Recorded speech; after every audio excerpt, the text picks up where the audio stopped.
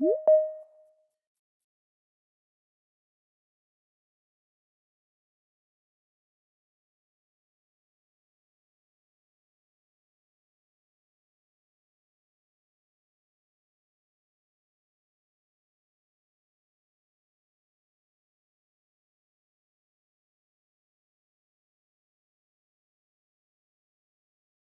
morning, KZN.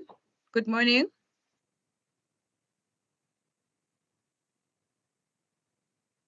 Morning, SSPs and KZN.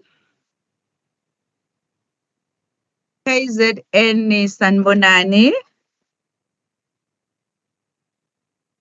Yebo. Morning. Yes. Morning. Morning.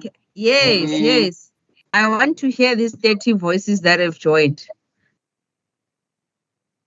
KZN, good morning. Morning. Good morning. Good morning. Good morning, excellent time. Thank you. Thank you. Thank you, KZN.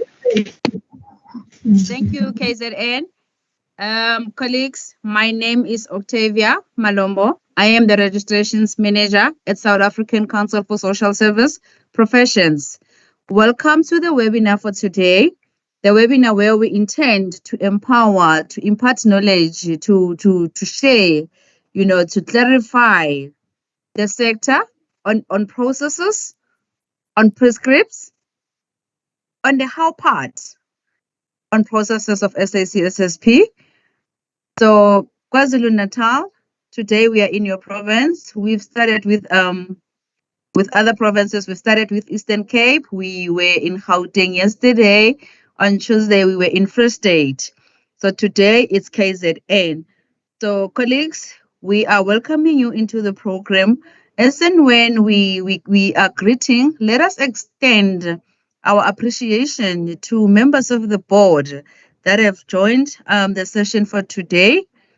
Ms. Ida Strenom, the chairperson of the Professional Board for Social Workers. Memorage, the deputy chairperson for the Board of Social Workers. I want to believe that other members also are in the meeting. I haven't seen their names, but as and when they join, my greetings are extended to them as well. Also to extend to members of the council that have joined as well. To further extend the greetings to association representations and trade unions, institutions of higher learning. How can I forget our most distinguished guests, the SSPs themselves, the social service practitioners, colleagues? On that note, you are welcome to today's session for KZN. Without any further delay, let us give Ms. Mbuzo to confirm our attendance for today. Ms. Mbuzo. Good morning, Program Director. Good morning, professional board members in this webinar. Any council members that might be attending as well, and our special guests, the social service professionals. Without repeating what the program director has done, I acknowledge all protocols. And I kindly request all social service professionals in this webinar to kindly write your names, your full names, your surnames, together with your registration numbers and email addresses so that the office can be able to email the certificates of attendance after this series of webinars. If you can go to the chat and write your names, surnames. Also, if you are attending in groups, also the people that are attending with you, if you can write their full names, surnames, their registration numbers, and email addresses. Thank you, Program Director. Thank you, Ms. Mbuzo. SSPs, I think that was very clear. Please, if you are attending in groups, please indicate other colleagues' names so that then they are also afforded the opportunity to receive a certificate of attendance. SSPs, pardon me a little bit. When we keep on getting the messages, the pop-up messages to admit people, it distracts the line of thinking. But now, back to the program. SSPs of KZN, we are happy to have this webinar to talk to you today. And we appreciate that you were able to connect so that you can get the information firsthand. Now, the next item on the program will be someone who will come and tell us to why we are gathered today. And that item will be done nonetheless by our acting registrar, Mr. Sikitla. Over to you, acting.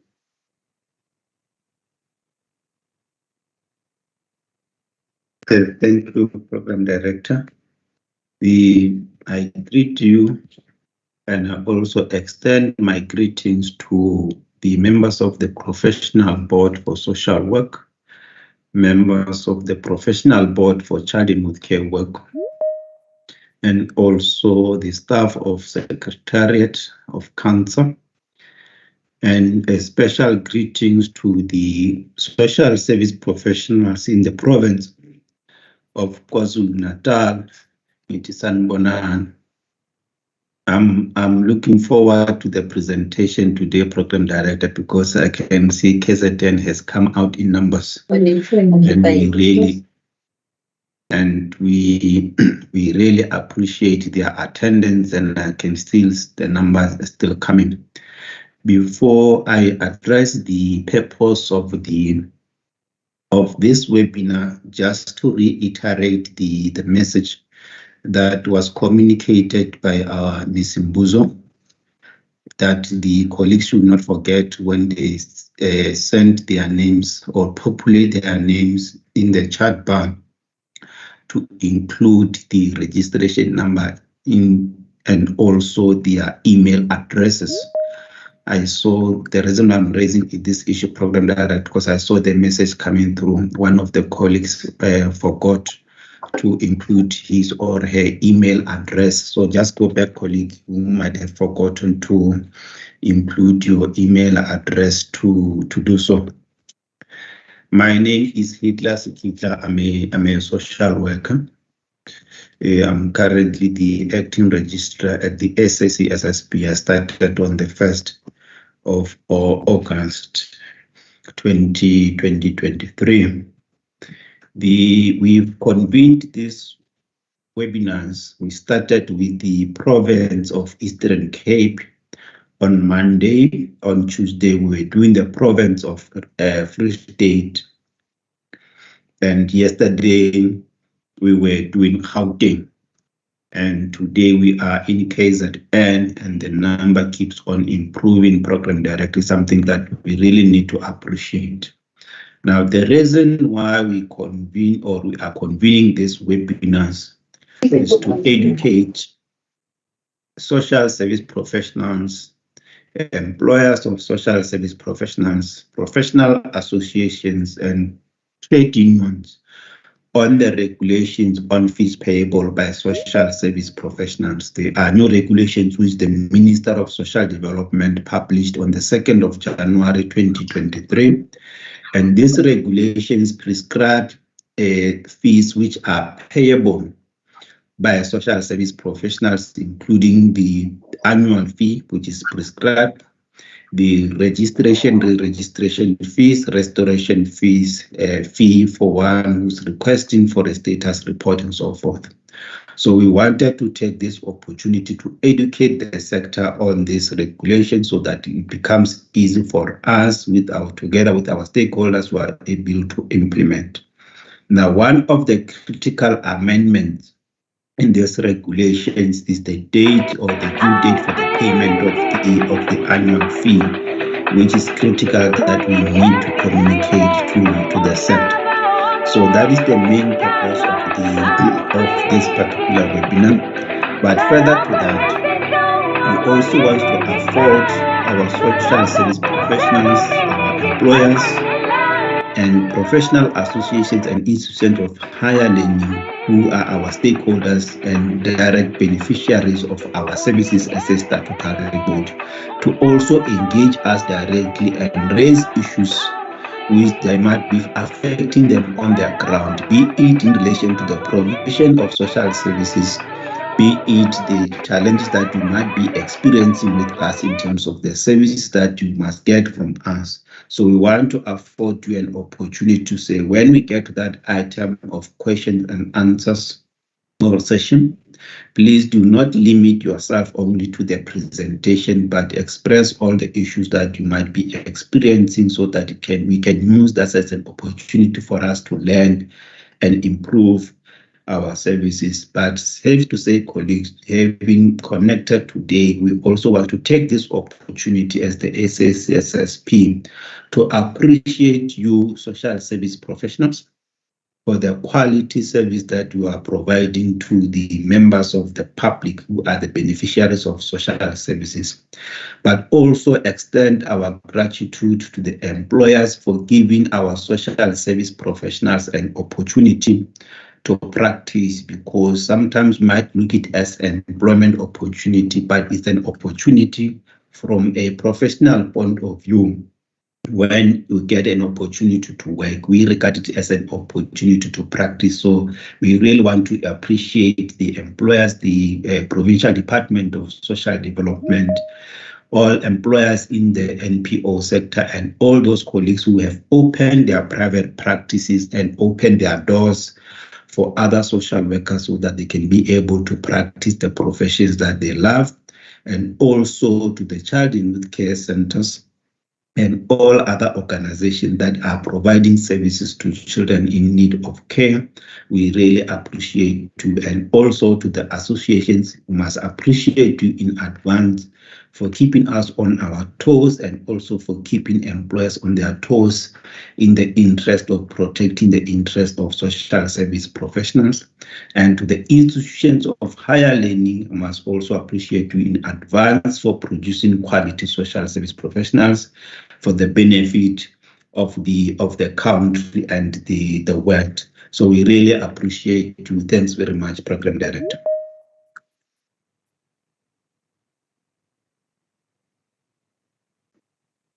Thank you, Acting. Now, SSP for KZN, we are now appraised why we are gathered today. I am going to do the following request. Colleagues, can we kindly remain muted, because the following item on the agenda, it's detailed. It needs your attention. So can we please remain muted for the duration of the presentation, and we will indicate as to when we can now start unmuting ourselves. As the acting has alluded to, we will have the session to engage, and he has further requested that we don't limit ourselves on that one. That is the aspect where we will be fully engaging. We can unmute, but bearing in mind that there will be other speakers, so we have to do the process in a respectful way, so that as and when a speaker is on the platform, we are not being disturbed by the echoes. Remember, this is online, so we need to clearly get everyone's presentation. So silence, it's highly requested for this session. Colleagues, with that said, we are moving to the next item on the program, whereby presentation on the regulations. After the detailed purpose that the acting has explained, he is now coming as well to give us a full presentation supporting his purpose, why we are here. Over to you, Chairperson. Thank you, Program Director. I understand why you call me the chairperson, because you are part of the management committee of council. So when I chair the meeting, you address me as the chairperson. So I pardon you, and I'll continue pardoning you throughout your session. I understand. The Program Director, can you see the presentation? Yes, acting, we can see it. Well, thanks very much. I must indicate I'm pleased that the numbers are still coming through. We really appreciate KZN for having mobilized on the ground and ensure that as many as stakeholders are attending this particular or critical or important webinar. We've divided the presentation into two, so I'll do part one of the presentation that talks to the background and context as far as the SACSSP is concerned, and also deal with the part on the regulations on fees payable by SSPs. Then later on, or towards the end, the chairperson of the Professional Board for Social Work, Ida Stradom, will come in and do the last part of the presentation, and it's exciting chairperson to share the presentation with you. And also yesterday we enjoyed the session of sharing the presentation with the deputy chairperson of the Professional Board for Social Work, Memrak.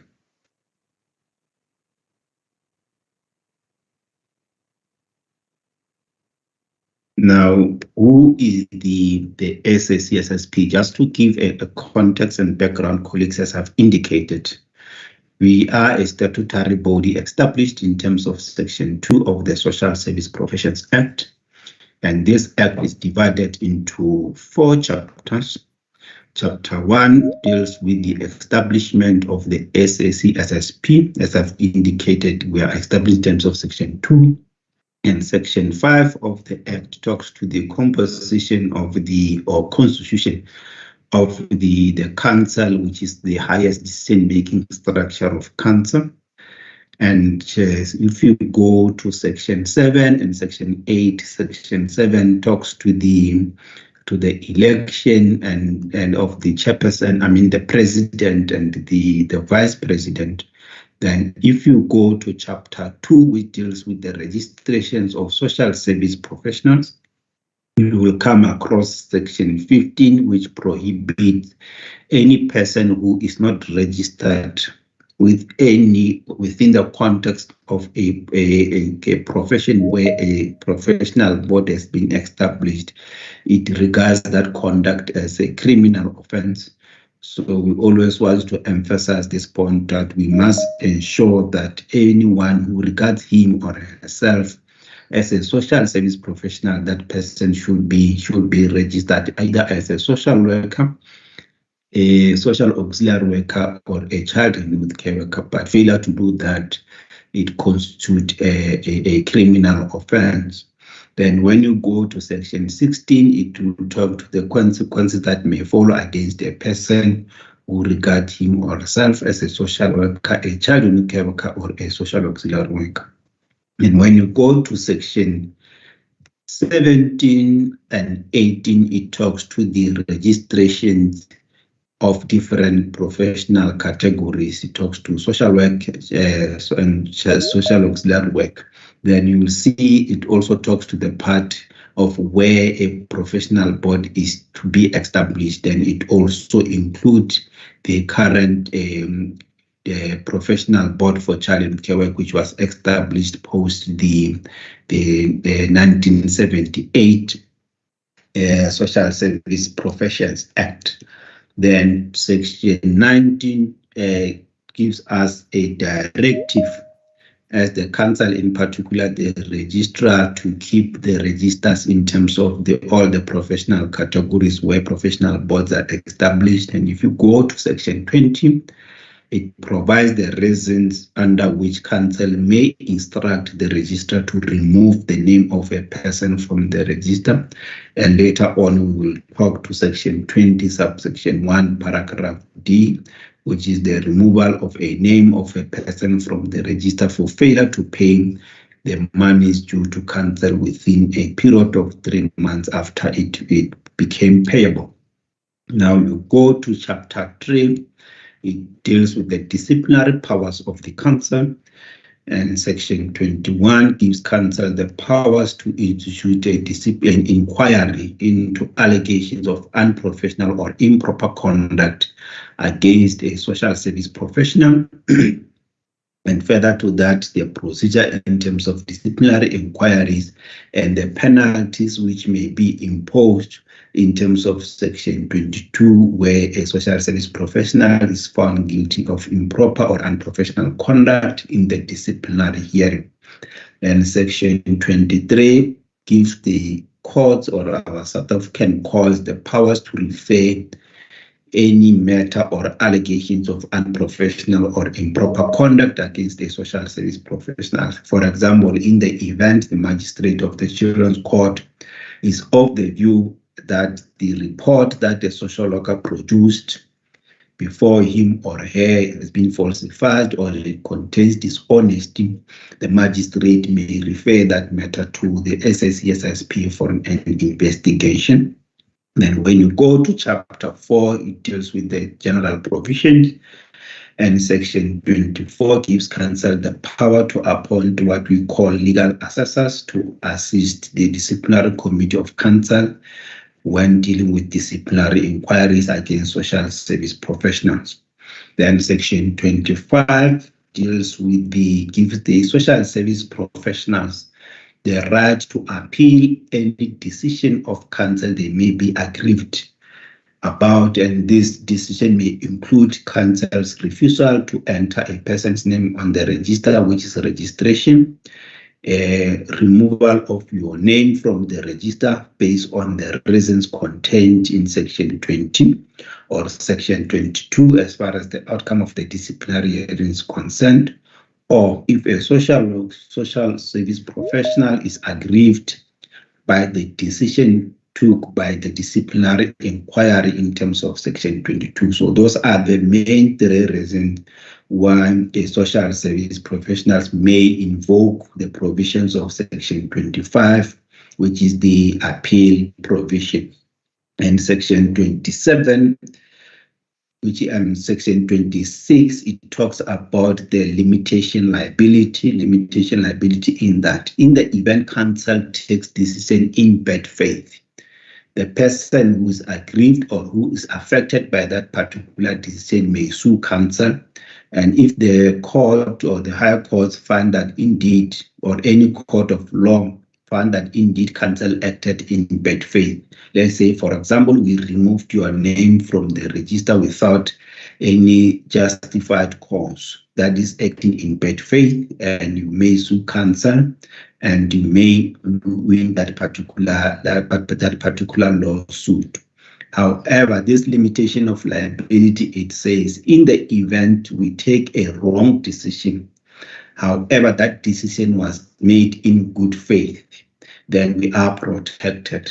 For example, we might institute a disciplinary inquiry against a social service professional, but in the disciplinary inquiry, then it is found that you are not guilty of unprofessional or improper conduct. So you cannot sue council and say you subjected me to a particular harm or financial difficulties, therefore I'm going to sue you. Unless if council acted in bad faith, then you can take council on.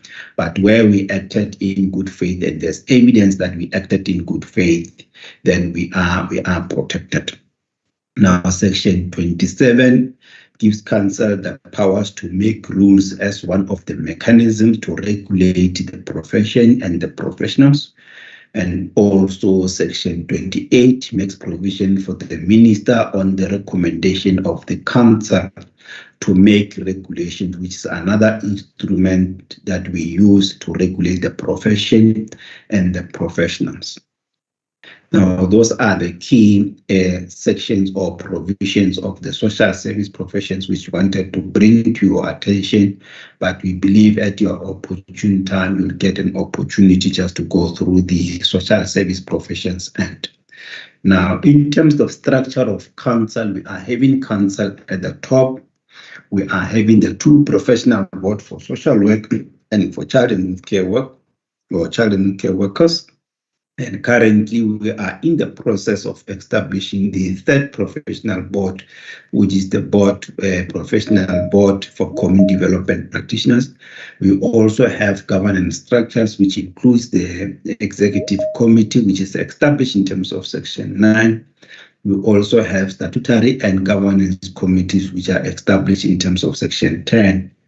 And on the extreme right, we are having the registrar and the administration, and inclusively we are called secretariat. So these are the people, the registrar and the staff of council are responsible for the day-to-day operations of council and servicing you as our stakeholders.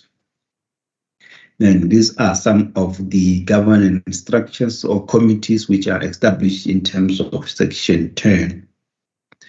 Colleagues who might have attended the Code of Ethics workshop, you might be familiar with some of these slides so far, because we also share this information when we do the Code of Ethics workshops. Now, what is the mandate of council, which is provided for in Section 3 of the Social Service Professions Act? The mandate of council is to protect and promote the interests of the professions in respect of which professional boards have been established or are to be established, to maintain and enhance the prestige, status, and dignity of the professions, to advise the minister in relation to matters affecting the professions, and also determine on the recommendation of the professional board. My apology. To determine on the recommendation of the professional boards the qualification for registrations of person practicing the profession. So basically, council, in consultation with the professional boards, they set the minimum standards or the minimum requirements for what we call as a prescribed qualification per professional category. And they also council also regulate the practicing of the professions, the registrations of SSPs and of person practicing the regulations. And we do this through section 28 by developing the rules, regulations, which we submit to the Minister of Social Development for gazetting or to approve and publish. And that's part of the reasons we are here today, is to educate you on the new regulations that the minister has published in terms of Section 28. Further to that, the mandate of council is to determine the standard of professional conduct. Hence, we are having what we call the Code of Ethics for Social Work, which includes social auxiliary workers. And also we have the Code of Ethics for Child and Youth Care Workers. We also have what we call the rules relating to the acts or omissions of a social worker, social auxiliary worker, and student social worker, which shall constitute unprofessional or improper conduct. We also have the acts or the rules relating to acts or omission, which shall constitute unprofessional or improper conduct as far as child and youth care workers are concerned. It is also the responsibility of council to control and exercise authority with regard to all financial matters relating to the council and the professional boards. And to read more on the powers and functions of council, please refer to Section 4 of the Social Service Professions Act.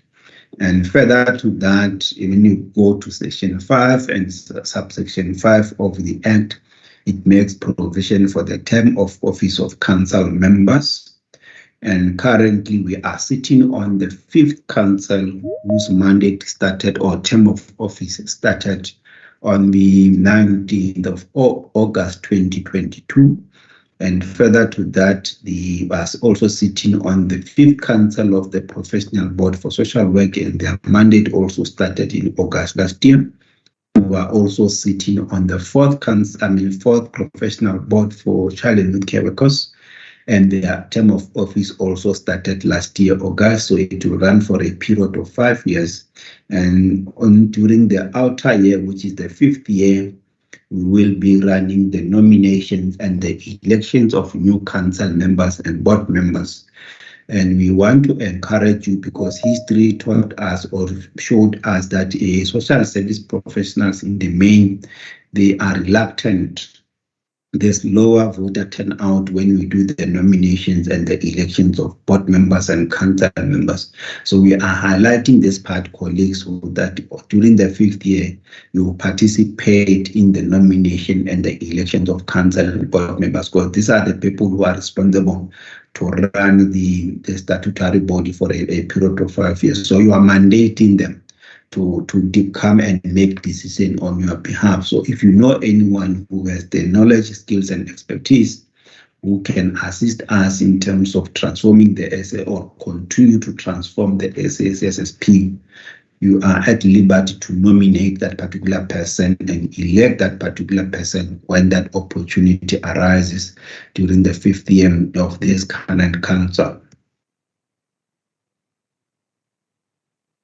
Now, the professional boards are established in terms of Section 14, capital letter A of the Act, and their objects is contained in Section 14, capital letter B, and their mandate, it includes to control and exercise authority in respect of training and practice of the professions within its ambit, and to determine the minimum standards for education and training, and also to maintain and enhance the dignity and integrity of the professions, and also to guide the professions falling within its ambit to protect the public. So the guidance that we provide, or the professional board provides, is through the guidelines that we publish now and then.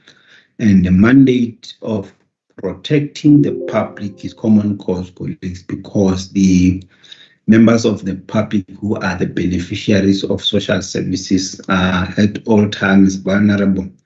And we understand that we are human beings, so the legislator saw a need that, amongst others, the professional board must take responsibility to hold their constituencies, which are social service professionals, accountable as far as their conduct is concerned, and protect the members of the public. And the protection comes in a form of what? Developing the guidelines, developing the rules and regulations.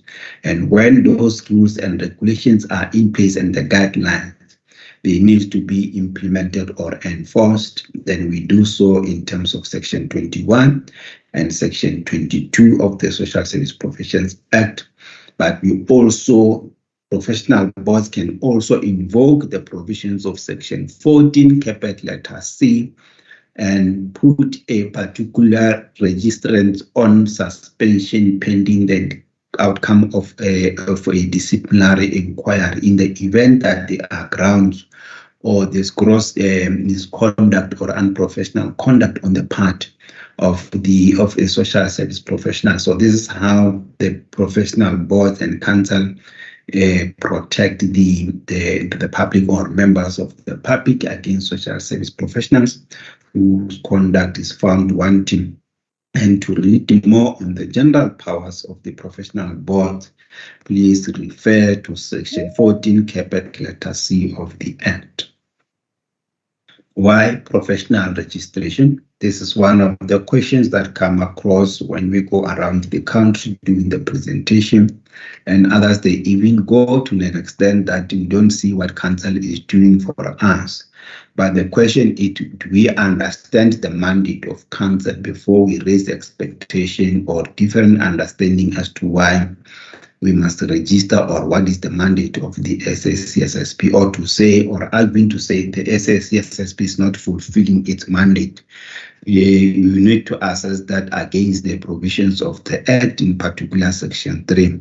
However, as far as a person who wants to register or regard him or herself as a social worker, a child and youth care worker, or a social auxiliary worker, you need to register with us because it is a legal requirement to do so. It is a license for one to practice. Without the license, you cannot practice, because if you do so, you will be, or that person will be contravening the provisions of Section 15, which prohibits any person who is not registered under this Act to practice as such. And there are various laws which empower or recognize SSPs to execute certain statutory tasks. And those laws, they will specify as to who is a social worker, defining who is a social worker, and the statutory function that that person may or shall or should or must perform. Now, by virtue of you having been registered with us, it's a proof that you meet the requirements for registration and that you are competent to practice. have indicated the elements or the amount or the responsibility for council and the professional boards to protect members of the public. And we do so against the provisions of Section 21, which I spoke to earlier on, so that we hold social service professionals whose conduct is found wanting, and we hold them accountable. So that's the reason why you must register with us, so that we can hold you accountable as far as your conduct is concerned. However, if you are not registered and you are what we regard as an unscrupulous social service professional, we invoke the provision of Section 15 and Section 16. You can use your registration status to market yourself and use it for international recognition. By virtue of the SACSSP regulating this profession and ensuring that people who are interested to become social service professionals, they do register, it gives professional credibility and credence to our professions. And it is our understanding that when you are registered with us, you will be respected and recognized in multidisciplinary teams which you participate on the ground when you render social services. Now, earlier on, I spoke about the instruments which we use or council uses to regulate the profession. So that power is coming from section, or we borrow it from Section 28, and amongst others, Section 28 gives council the power, or the minister the power on recommendation of council to make regulations relating to the fees which shall be paid annually by social service professionals. These are what we call the annual fees, and the fees which shall be paid to the council in respect of registration, re-registration of SSPs, and registrations of additional qualification, and registration as far as specialties is concerned, and private practice. Just to emphasize that currently we are still in a process, colleagues, of developing to regulate private practice. So the professional boards and council are in the process of developing the regulations in this regard. But safe to say that as far as the areas of specialty is concerned, we have regulations in relation to occupational social work, adoption services or adoption social work, probation, clinical social work, and also forensic social work. So those are the specialties that are in place right now. And if you are interested to register in one of those, please contact the registrations division so that they can assist you with the application form and apply in that regard. But safe to say that these regulations in relation to the specialties, we've also put them on the website so you can access them at your opportune time. We also have the provision to make the regulations in relation to the restoration of a qualification, speciality, not yet practice, still work in progress, and the regulations in relation to the restoration of a name of a person on the register in terms of Section 20, subsection 3.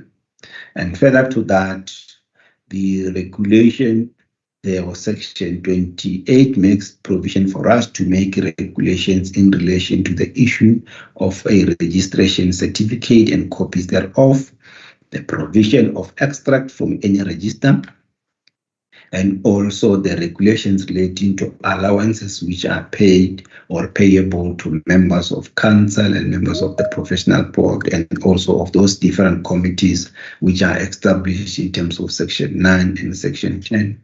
Because when you are a member of council and or a member of a professional board, you do qualify to some form of remuneration for the duties that you perform in your capacity as a council or a board member. And also these regulations, colleagues, been posted on our website.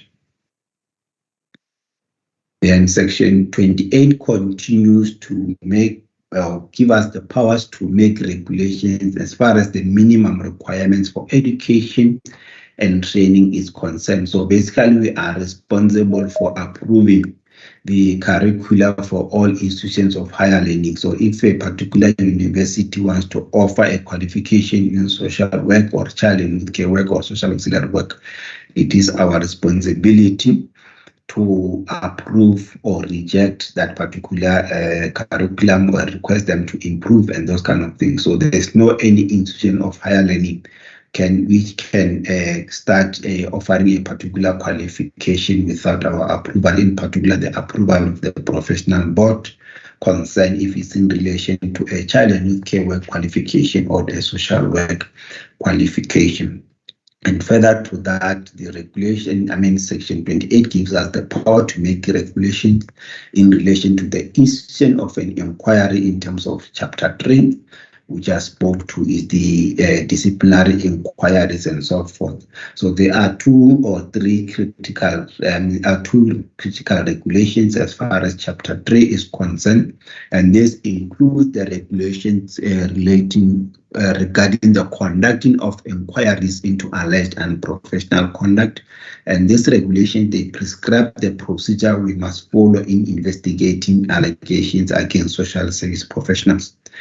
And in the event that the prima facie evidence of unprofessional or improper conduct against the social service professionals and the Committee of Preliminary Inquiry decide to refer a matter for a disciplinary inquiry, they use the regulations regarding the conducting of disciplinary inquiry. So those are the two regulations as far as Chapter 2 of the Act is concerned. And when we prefer charges, we use what we call the rules relating to the acts or omissions which shall constitute unprofessional or improper conduct against a social worker, a student social worker, and a social auxiliary worker. And also we have the separate rules relating to the act or omission as far as child and youth care workers are concerned.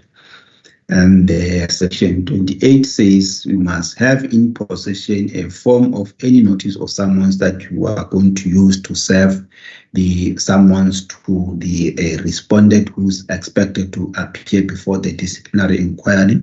And in terms of paragraph F, subparagraph 1 and 2, there I've indicated, colleagues, that we are in the process of developing regulations to regulate private practice.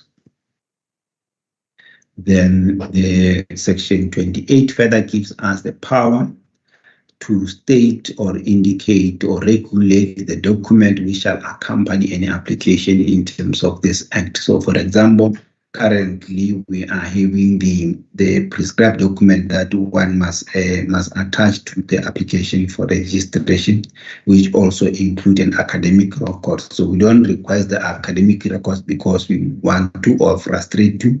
It is because the law gives us the powers to do such, so that we can ensure that indeed we are talking or we are registering a person who is qualified. Then the regulation also gives us the power, or Section 28 gives us the power to make the requirements to be complied with by an applicant for the registration of a specialty, the conditions subject to which an SSP may practice such profession as the case may be. And or it goes further to talks to the conditions subject to which any person registered in terms of this Act may practice their profession. For example, when we were making the regulations for registrations of child and youth care workers, one of the conditions was that they may register with job description and employment letters. These are the 2014 regulations for a particular period. Now, in 2019, the regulations were amended, giving those who got registered with the job description and employment letters to obtain a qualification within a particular period. And that period has lapsed. Colleagues, in particular, I'm talking to colleagues from the Child and Youth Care Work sector, that the colleagues who at a particular point in time got registered with the employment letters and job description, that provision has been phased out, does no longer exist. everyone who has to register at the level of a social, as a auxiliary child and youth care worker, you must register with a qualification. There's no longer provision for registering with employment letters and job description. Then those who have registered with employment letters and job description, we expect that by now you should have obtained an NQF level 4 or NQF level 5 qualification. And if you have done so, we are encouraging you to please submit that qualification to council, in particular to the registrations division, so that they can update your qualification on the register, so that we avoid removing your name on the register because you no longer meet the requirement. But for those who have not yet obtained their qualification, as far as NQF level 4 or NQF level 5 child and care qualification is concerned, please note that you are affected by what we call the sunset clause. Therefore, your name is due for removal on the register, meaning that you cannot be allowed to practice. So we've been issuing notice letters to the colleagues who are affected. It might happen that the letter has not reached you yet, but if you have registered with an employment letter and a job description, please contact council so that we can see how we can assist you. So you come forward to tell us the reasons as to why your name should not be removed. Probably it's because one of the reasons could be that you are currently studying and you are about to finish or obtain that particular qualification. Then we will make a determination as to whether we can extend until you complete the qualification. But however, we are encouraging everyone who got registered with the employment letter and job description between 2014 and now in 2022 to please come forward so that we can update your details on the register of child and youth care workers. Now, earlier on, I spoke about the provisions of Section 27 that also gives us the authority to develop the instruments, which are the rules in terms of us to try to regulate the professions and the social service professionals. And Section 27, subsection 1, paragraph D, gives us the authority or power to develop what we call the Code of Ethics for Social Service Professionals. And as I've indicated earlier on, we have two separate Code of Ethics, one for social workers and social auxiliary workers, and the other one for child and youth care workers. I spoke to the acts or omissions, which are the rules which we use to prefer charges against social workers, child and youth care workers, and social auxiliary workers, and including the students who are found to have conducted themselves in an unprofessional or improper manner. So that is as far as the Act is concerned. Now we are moving away from the background, colleagues, in terms of the context. I hope by now you understand who is the SACSSP. Oh, the first day that we signed up for Monday.com, our department was already able to connect our processes, our software. Now coming to Hey guys, and welcome to another episode. If you're not familiar with the characteristics of market sessions and are simply executing trades at random times throughout the day, you are missing an important aspect of trading, the timing.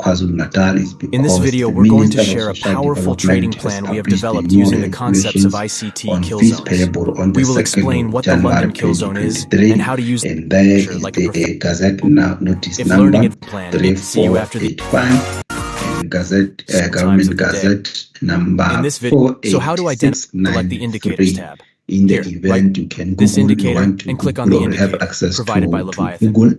You can access this indicator shows all of the sessions, so we need to make some adjustments. And the number because there are many regulations in the settings tab, to first uncheck Tokyo, New York, and Sydney. So it's important that when change the close of the London session to 13 o'clock. Then we are going to have our London kill zone marked on the chart. Number so that you don't implement or we also apply need to enable our period separator on the TradingView platform. Now, so right-click on the chart and click on the settings. From the Events tab, select the Session Breaks. Then the vertical lines dividing each day will appear on the chart. It's important now, why do we even need some of the relevant provisions. We also need to enable our period separator one on of the them is TradingView the platform. definition. So right-click on the chart These and click on the regulations settings. define From the Events tab, financial year to mean a year ending 31st March of every year. So this is not the date or the due date for the payment of the annual fee, colleagues.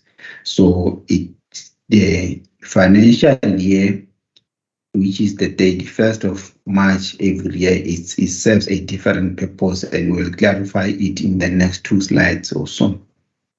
Then reference number means a unique number identifier assigned to any financial transaction that will enable counsel to identify the person making why do we a even payment need to mark the and London session allocate on the such chart? payment accordingly against The London name session of the person has some who unique who made a characteristics that particular make it transaction. different from the rest of the Now, trading the day. reference number for student A lot of registration, liquidity is injected into the it market used when to the London be session 60 begins. plus 5 digits In this session, of ID we have number. euro, So we pound, want to believe franc, that and for gold, people who which are being got actively registered traded. on the old So system the pairs with these and the currencies will application make are the still movements we want to pending, see in the market. probably they would have used this The particular second factor is reference that number. when the London So session I'm begins, informed new that participants join the for market, any making it move person differently who than in the Asian tries to session. apply So we may witness or new who trends that applies are forming on the chart. new online registration system, the The third system factor is that the levels automatically created in this generates session have more a value for reference us. number which you Usually need the to high use and the low for of the the day are payment created within of this trading the session. prescribed fee, which So includes the the conditions are ready to registration make the fee most out of the high probability trading opportunities we receive. and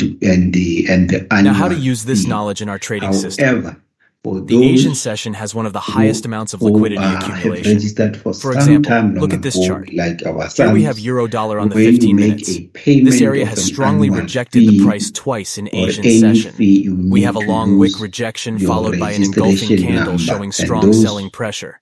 other Traders who colleagues sold here placed their who stop loss were above this need wick. to be So promoted we have from lots of students liquidity to gathered social above this area. workers. Factor You is that need to use at this chart.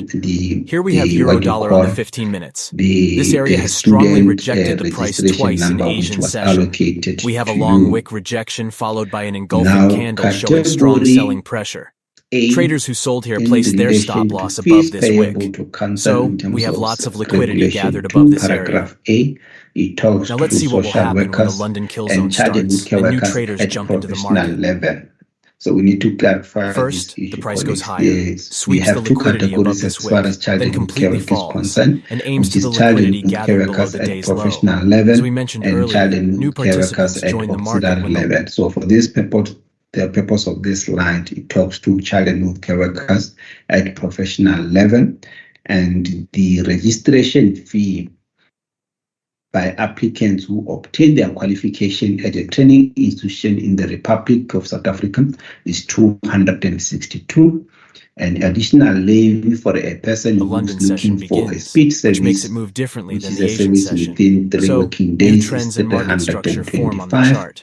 For a person who has Once again, obtained here, his or a when the London qualification kill at a zone training begins, institution we have a outside the liquidity sweep Republic, below this low, however, within and then the SADC market region starts a is completely new trend to the upside. 1,934.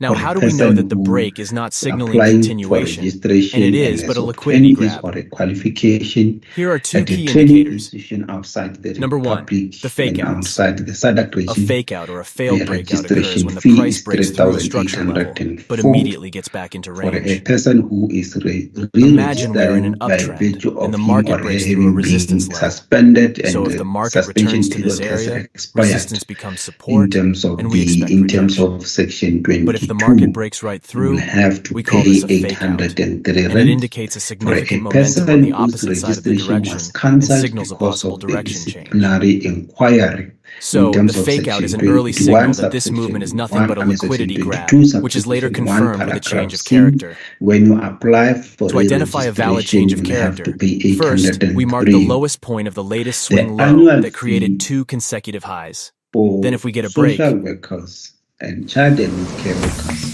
for the financial year 2024-2025, and close below which this is low, payable it on signals the a possible 1st of shift in the current January trend and confirms the fake out. 2024, Now is let's return to the 500 chart rand, and and read we price clarify action where the this London kill particular zone point. begins.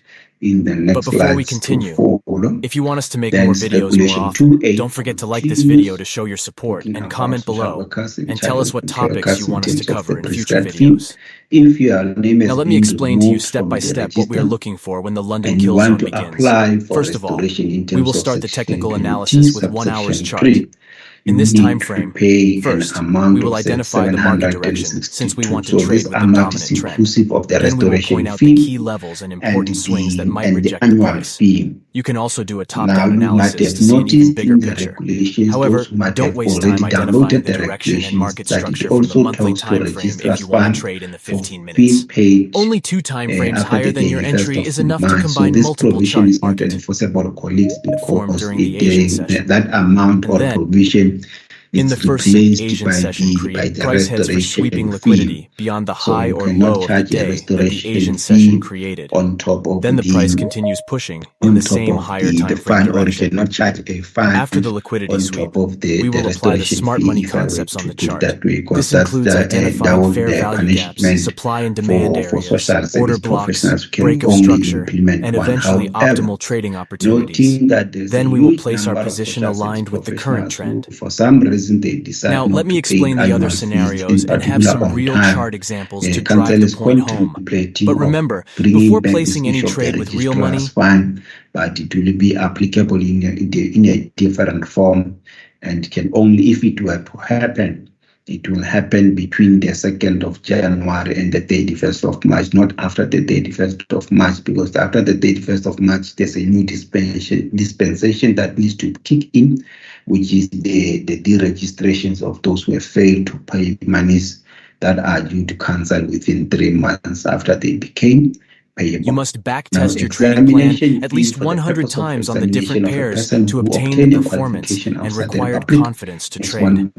But unfortunately, the backtesting could be really time-consuming. That's why we use TradeReg to help us save time and energy and keep track of all our backtests.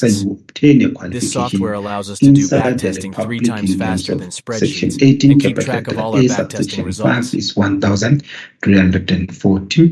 Once we're done with the backtesting, TraderEdge will provide a detailed matrix, including important information such as the win rate, maximum drawdown, profit results, and more. So if you would like to utilize this software and find the performance of your trading setup before trading live, check the link in the description. When you are making financial Now, in the second scenario, the market has gathered enough liquidity before the London category Kill Zone B, begins. So the price continues to move in the direction of the higher time frame. Once again, we can make optimal trading decisions by combining the higher time frame direction, key levels, and lower time frame confirmation. In the final scenario, the price heads for sweeping liquidity beyond the high or low of the day that the Asian session created. Then we witness a complete shift in the market direction. Now let's see some real chart examples to show you step by step what's going through our mind when the London Kill Zone starts. Here on the $1 1 hours chart, we have a moving uptrend. The market continuously breaks the structure levels to the upside, which shows the buying pressure. Now we will identify this market as bullish and look for long opportunities as long as we stay above this higher low. When you come back, you need to reapply. Another key level is this recent high created by the price, which is our higher time frame target. The same applies. Now let's zoom into 15 minutes chart. First, remember that the higher time frame direction is bullish, so we are only interested in buying this pair. Now we will mark the important liquidity zones, which are the high and the low of the day created by the Asian session. The annual fee, we know for a fact that many traders have bought this pair in this support area. So this is an optimal scenario for the big player would be to push the price below the low of the day, grab the liquidity they need, and continue pushing upwards aligned with the dominant uptrend. If you have registered for a particular specialty, the amount of the annual fee is 500. Now an aggressive entry would have been buying this then pair the fee when these candles closed back in the range after this fake out occurred. If your name has been removed from the register of a particular specialty, the annual fee, the restoration fee inclusive of the annual fee is 762. And the registrar's fund, we spoke to it, colleagues, is no longer applicable. Then examination fee for specialty is 1,340, and the admin fee for the reassessment of a particular application due to insufficient information is 214, which is consistent throughout all the professional categories. Now, category C, in relation to fees payable to the council, you see, it relates to student social workers and student child and youth care workers who are expected to register before the 31st of March of their second year, when they start in their second year. So the regulation talks to first year colleagues. We will need to clarify this issue with the legislator in terms of this issue of first year, that the students, social workers and student child and care workers, they are expected to register. First year you are fine because you are still doing theory work, but by the time you start doing the second year, we expect those students to start doing the practicums. However, before you do the practicum, you must be registered with council, and that registration should at the least be finalized before the 31st of March for your second year of studies, and the amount of the registration fee there is 262. And the re-registration for a student who got to be suspended for some reason in relation to his or unprofessional conduct is 804.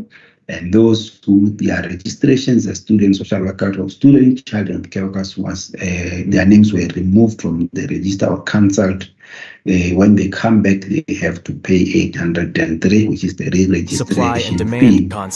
And for restoration of a student social worker or student child and care worker's name from the register, that person has to pay 262.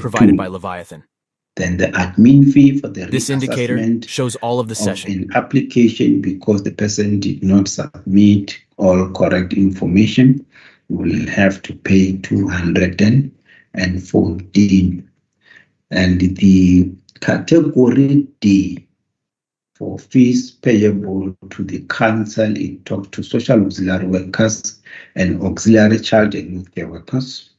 And the registration fee there for a person who obtain a qualification at a training institute in the Republic of South Africa is 262.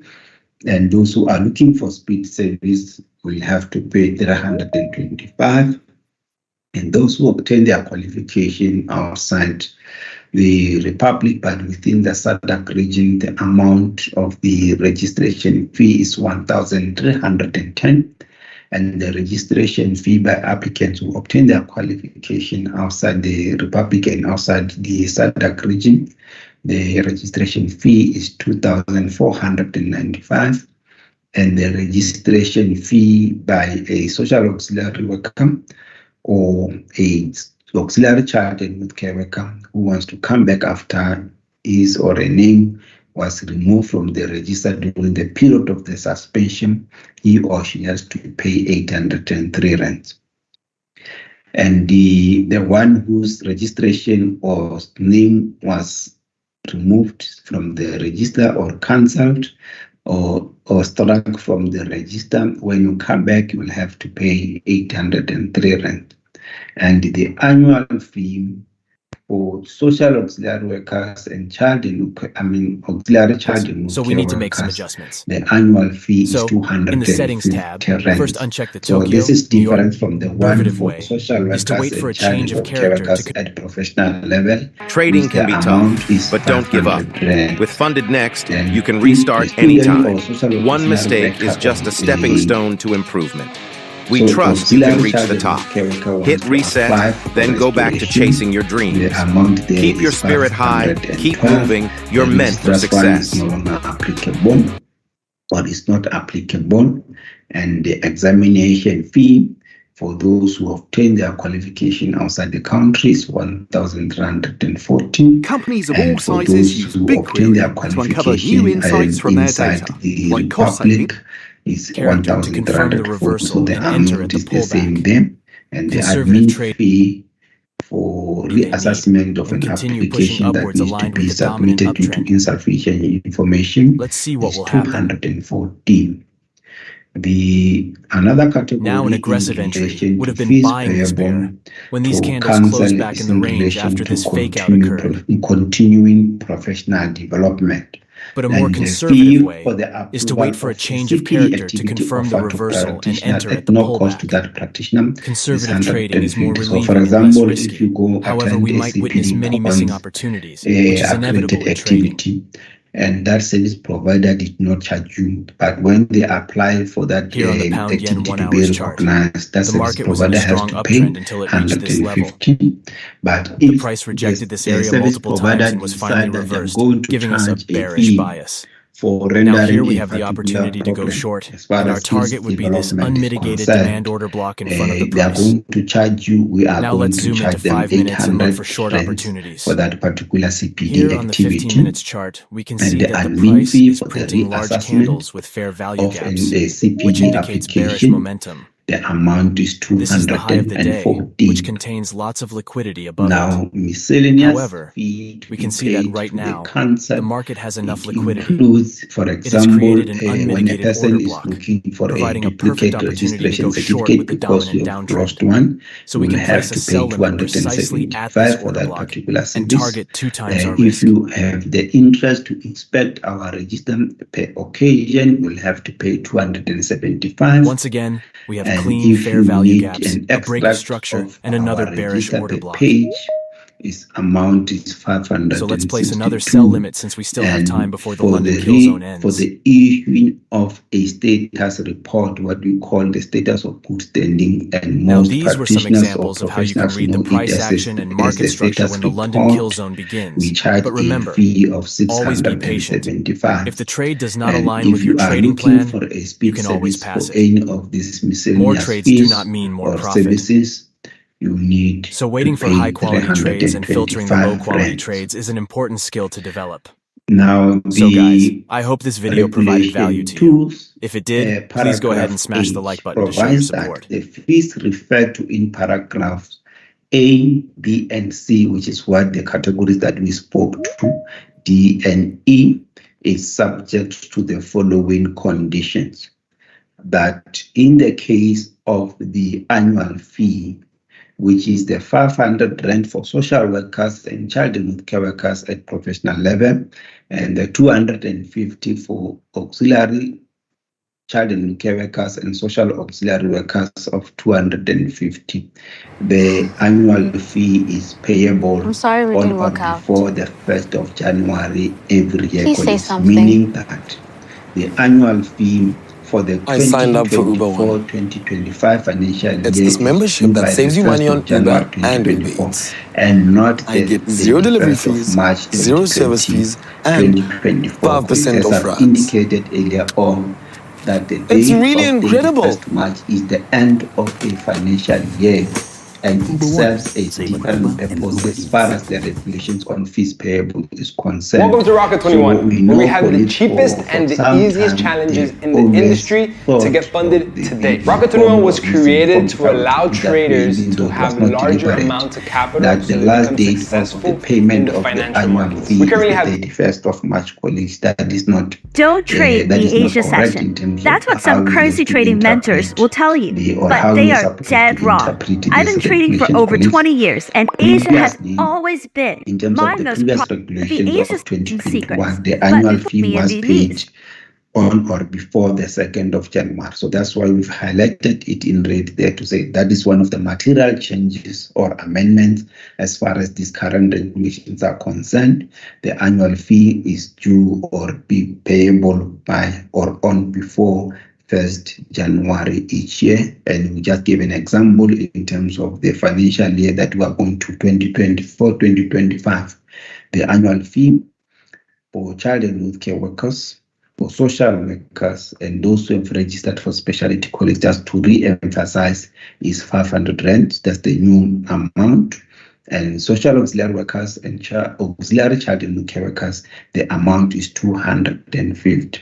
So we are requesting or making a plea that social service professionals pay the annual fee for the 2024-2025 financial year on time, which is before the 1st of January, on or before the 1st of January, so that we use the period between the 2nd of January 2024 to the 31st March 2024 to process your payment and ensure that we issue with your practice cards by the 1st of April 2024. So it is our target that we want to see or to have all social service professionals who have paid the prescribed annual fee on time to be in possession of their practice cards come 1st April 2024. However, in relation to social service professionals who are working for the Provincial Department of Social Development and the National Department of Social Development and the Provincial Department of Health and the National Department of Health Police, you are not supposed to pay the annual fee directly to council. Employer will deduct around October this year or November this year, will deduct the money from your salary through DASA which means the and day the pay Federal that Reserve money makes its to central bank council rate in the decision form of and your announcement. prescribed fee. Dollar yen So sells we are off after the encouraging central bank or rate decision, discouraging and at the Asia social Open, it service is still professionals trading working in in my the sell Department zone of according Social to my zip Development chart. and Health Dollar to yen pay is money trading below the directly to indicator line, council. and the As far as the background, annual which fee is reflects the longer concerned, term this trend, is employer red or will take bearish. And if responsibility you sold for that at the Asia particular Open, you would have transaction, captured as much as colleagues. 100 But pips. You got however, we 100 are pips saying to you, continuation in just 2 around hours. October, November, Riding when U.S. you session hear close that is a strategy that employer I has use made the every single deduction, day. but And nothing it's a principle came that out you of can apply regardless of whether you're using salary, ZIP or not. please That, if engage you got your a big move employer in the New York because they session, might have in the omitted your process, name very and well. ensure And the that they reason for that deduct those is monies and pay chart. the money It to formed a council, zip because buy if you are signal going at to the pay Asia on Open your that own turned and the into a employer big deducts the move. money, it's Here, going to we be have an into Aussie a Swiss double chart, payment, which was in the which will zip require sell us zone to during the embark Asia on an Open. And you can see in both administrative cases, there's very process nice to do the continuation. refund Even if to you were you. trading So ZIP, to you could avoid see an these Aussie Swiss administrative that was challenges trending or to lower. limit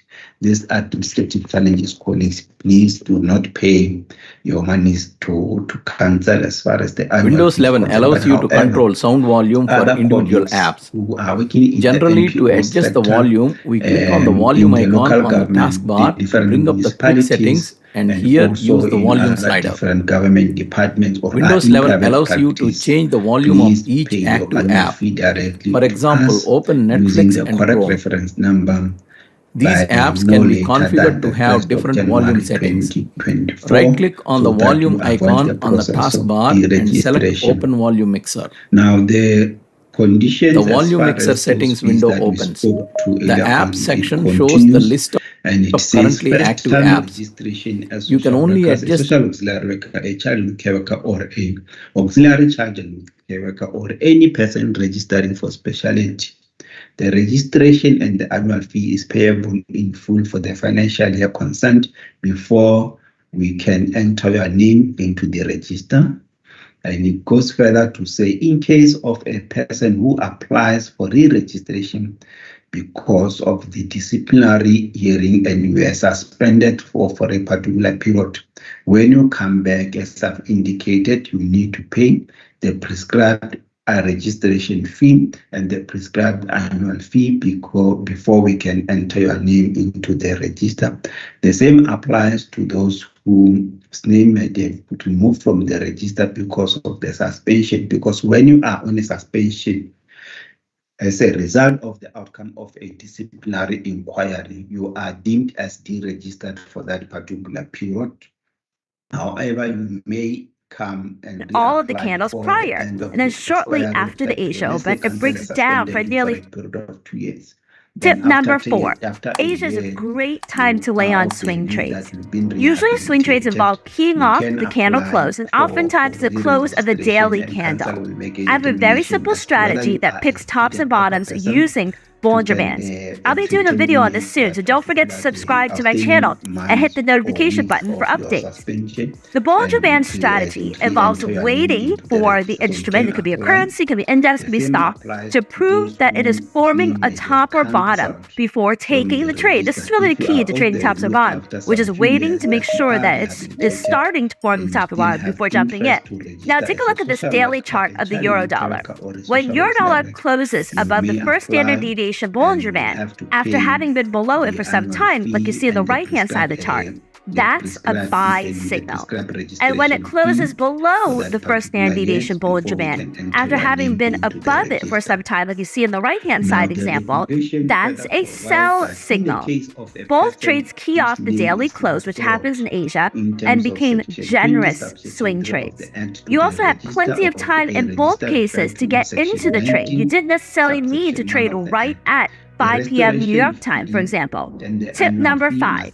For day traders, it is much better to fade than to follow the initial reaction to Australian or New Zealand data releases. Take a look at this.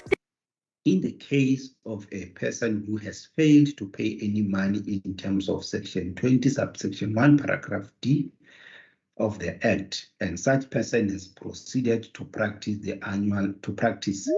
annual fee be paid in full for the current financial year and outstanding financial years he or she practiced before such person's name can be restored to the register concerned. So basically it covers us in terms of colleagues who for some reason they've not been paying their annual fees religiously, so, and for some reason they got to be removed from the register. So when you come back, before we can restore your name into the register, you need to pay all those historical annual fees which you owe to council. So this provision talks to that particular issue to say there's no any exemption in relation to the monies that are owed to council. As far as the annual fees are concerned, you need to pay everything that you owe to council before we can restore your name into a particular register. Then it goes further to say the fees be payable for financial years following the publication of this regulations and shall apply 15-minute Australian dollar US dollar chart. We don't even need to know what the number came out at to understand that it was a very good and strong jobs report, because Aussie dollar soared, it spiked sharply higher within a matter of minutes. And you can see this spike took Aussie dollar up to 68.30. And you may think, I should buy it because it's a really good jobs number. We had a very strong reaction and there should be continuation. But guess what happened? There was continuation, but only by 5 pips before it reversed. It dropped back 30 pips. If you were day trading jobs report, it would have been much smarter to fade the rally than to join it. And the reason, or New York to the data to look at the post and what people, the reason why our Asia session trades are so successful is because our strategies come from years of experience. If you want to restore, knowing when not to trade is just as important value metric that between 5 pips or wider at all because nothing's happening. Tip number 2, the best time to initiate trades in the Asia session is actually between 8 p.m. and 9 p.m. New York time, especially if there's a big move in the New York session, because there's a very good chance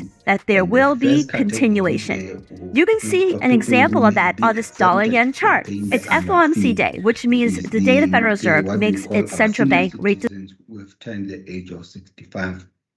They do qualify for 100% exemption from paying the annual fee. However, the rule is that for you to qualify for an exemption, you must be turning the age of 65 by the 1st of January of that year before the annual fee is due, which means that for the purpose of 2024-2025 financial year, if you will be turning the age of 65 before or on the 1st of January 2024, you will qualify for 100% exemption from paying the 2024-2025 annual fee. But if you be turning 65 after the 1st of January 2024, you will only qualify for an exemption in relation to the 2025-2026 financial year, subject to you having submitted an application, and that application should reach council on or before the 30th of November 2024. Now, the second category of people who may qualify for an exemption is those who are experiencing health problems and are not generating an income due to poor ill health. They will qualify for an exemption and need to apply as well before the 30th of November 2023 if you want to qualify for the 2024-2025 financial year. And also the third category is in relation to the colleagues who are not fortunate in terms of getting unemployed and they are unemployed for a period of 3 consecutive months or longer. You will qualify for an exemption subject to you submitting a written proof that you are unemployed for a period of 3 consecutive months or longer, and also by deposing an affidavit at SACSSP on a prescribed form which is accessible to council. You may request that form that you are not employed and that you do not have any source of any form or source of income.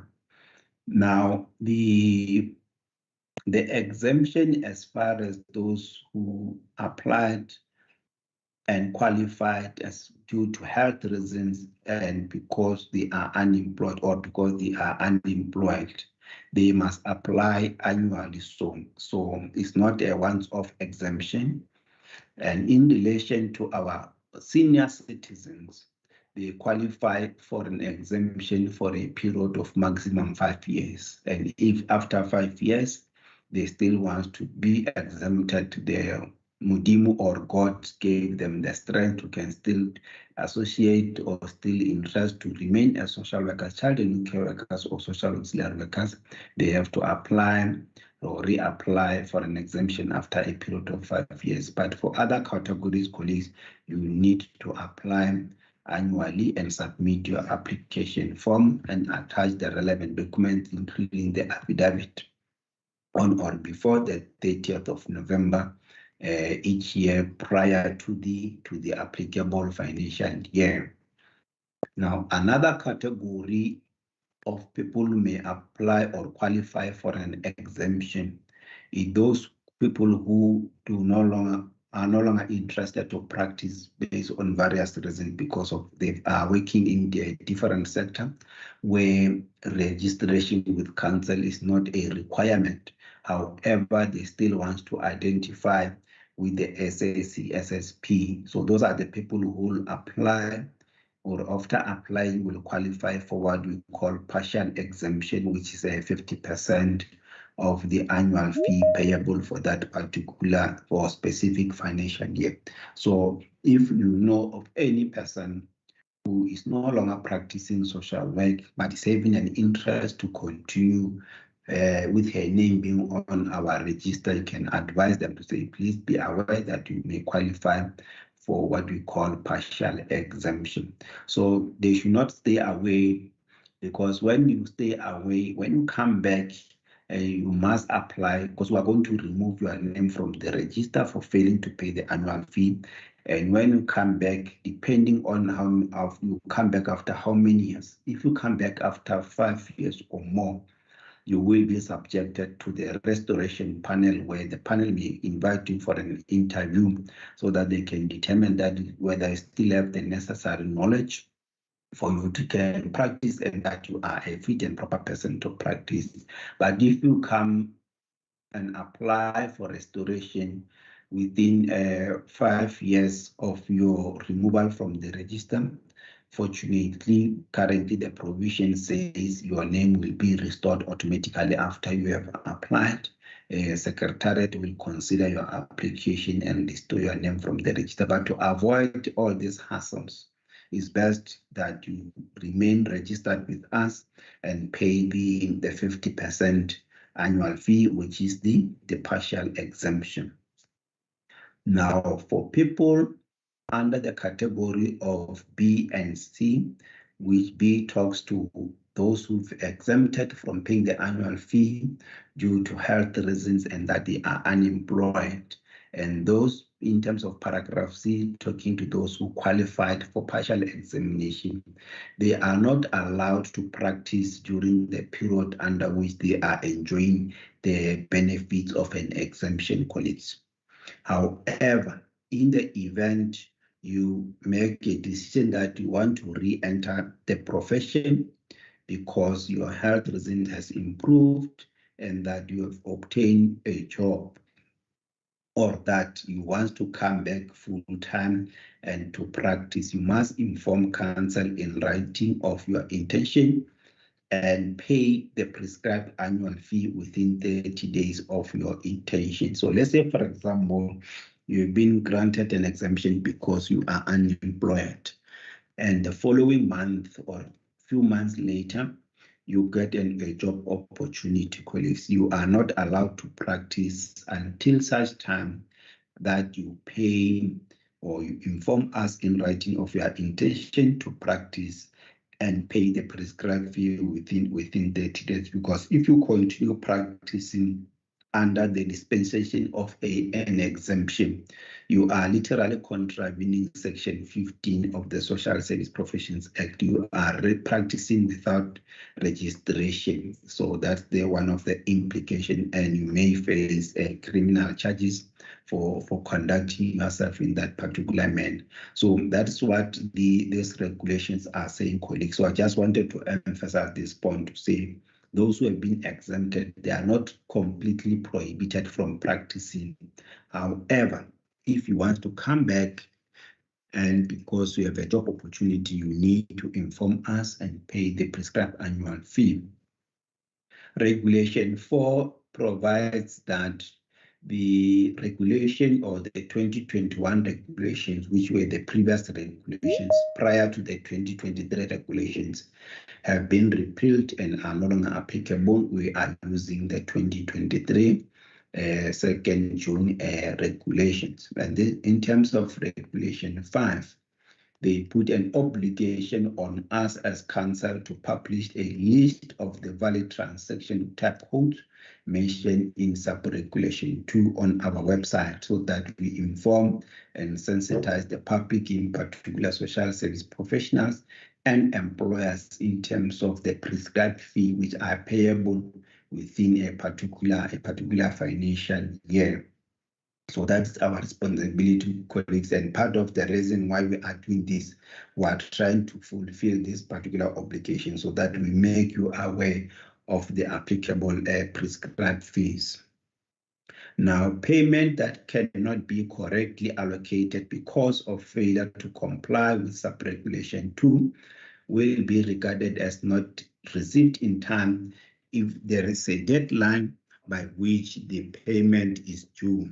For example, now for the 2024-2025 financial year, the annual fee not paid by the 1st of January 2024, colleagues, will be regarded as not received in time. So that is the essence of this particular provision, to say, please pay your annual fee on time, which is on or before 1st January. If you pay after 1st January, that money or payment will be regarded as not having received in time. And the implication thereof is that you are going to be tagged as having not paid the annual fee on time. And if it happens that you also missed to use the correct reference number, it also means we can allocate that particular money accordingly. You will be tagged, and after 90 days, if you do not come forward, your name will be removed from the register and you will not be allowed to practice. And the reason why I'm emphasizing this issue, I'm also raising this point for the purpose of the employers, that employers, it is your responsibility to ensure that social service professionals have paid the prescribed annual fee and that they can produce evidence, and where necessary at a particular point in time, they must produce practice cards. Because if you allow them to practice without this document or having them registered or being up to date in terms of the payment of prescribed fees, you are promoting illegal action in terms of Section 15, and the consequences will follow in terms of Section 16.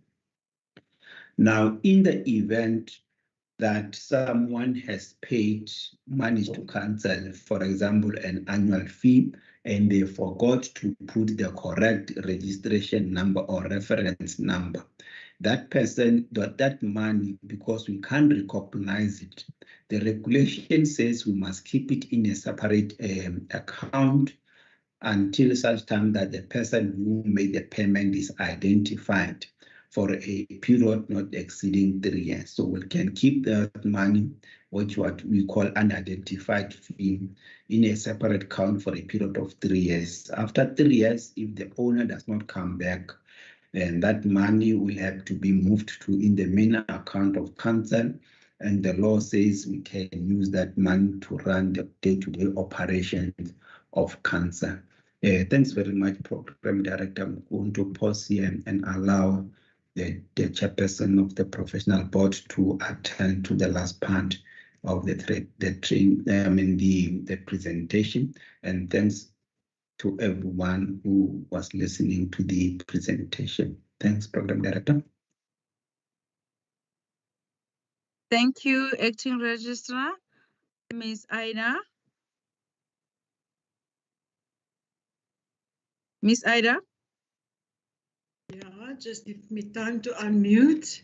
Good morning, everybody.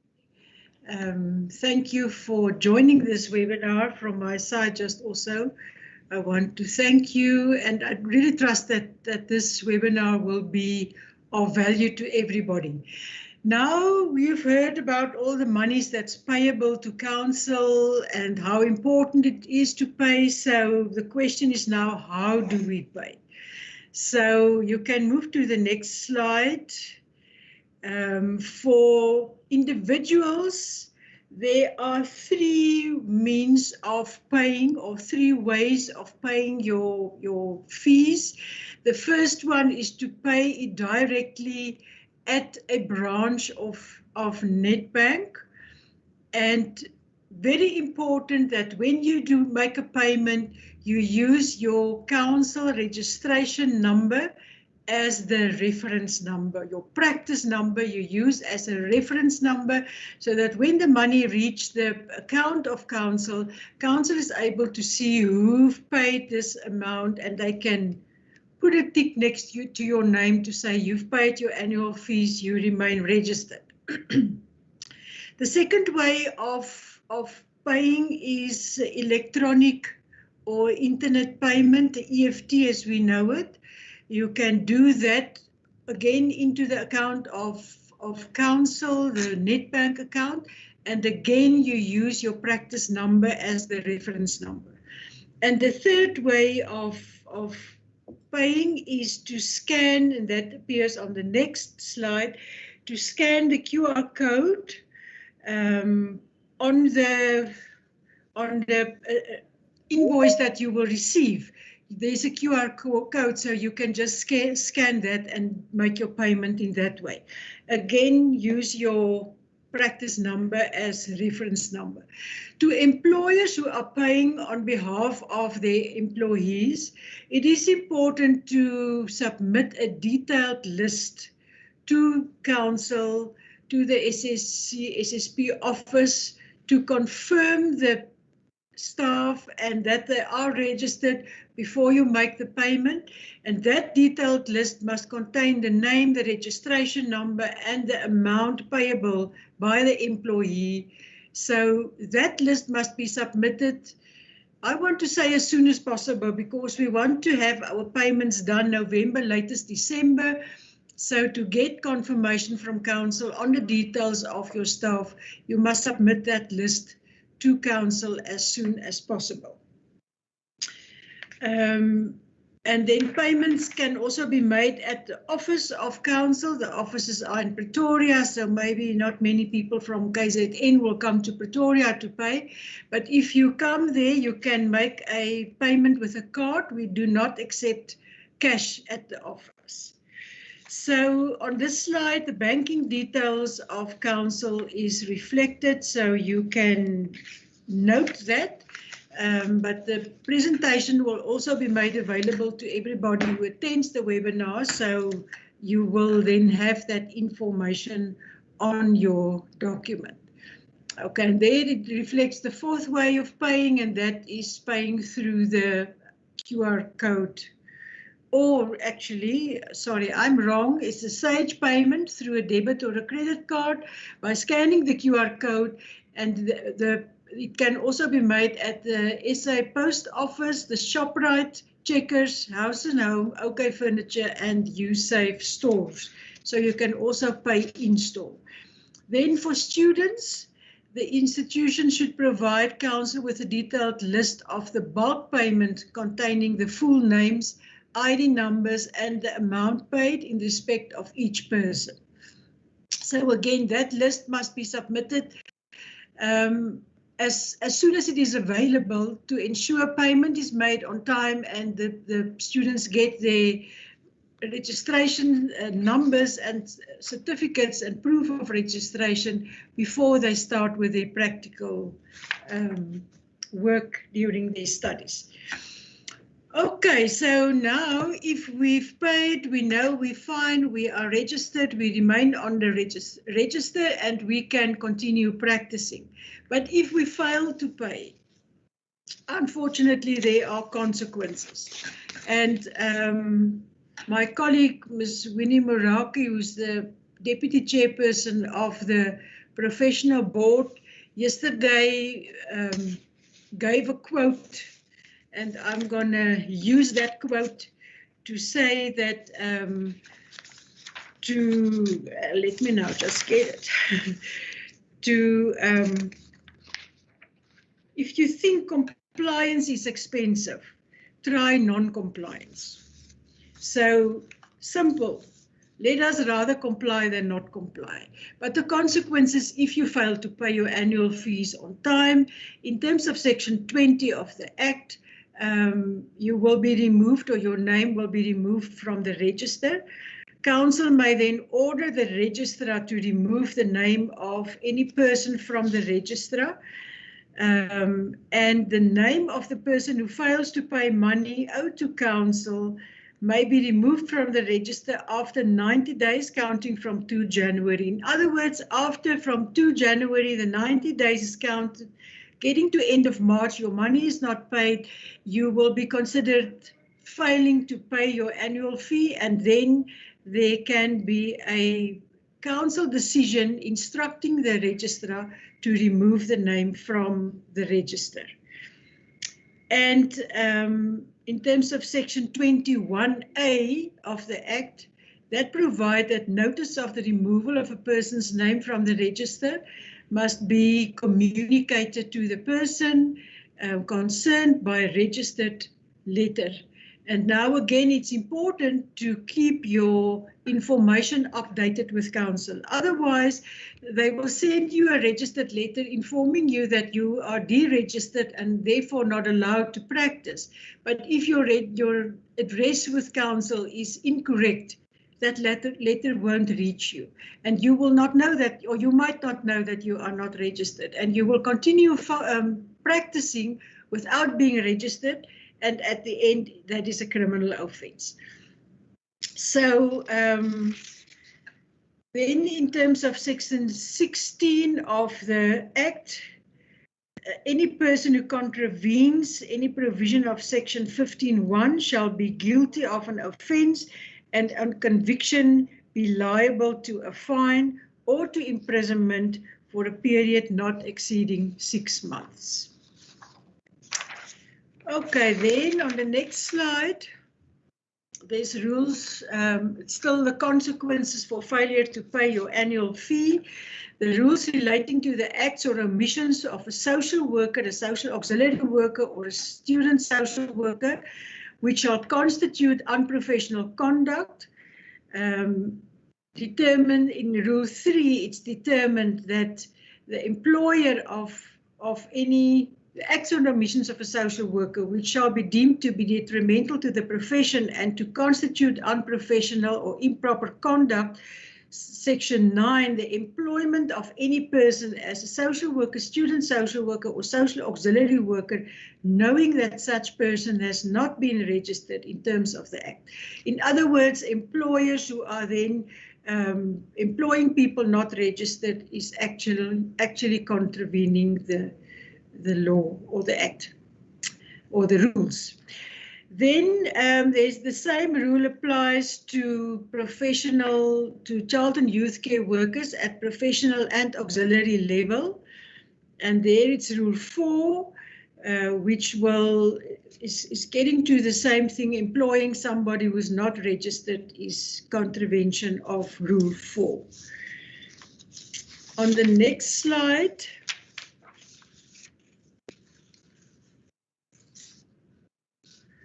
in terms of section 21D,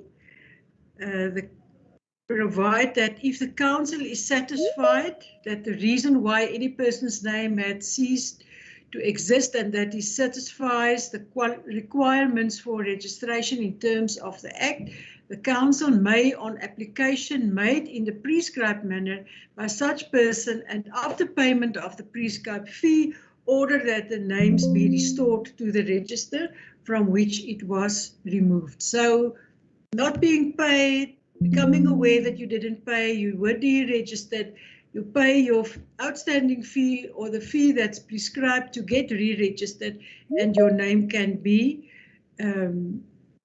placed back on the register.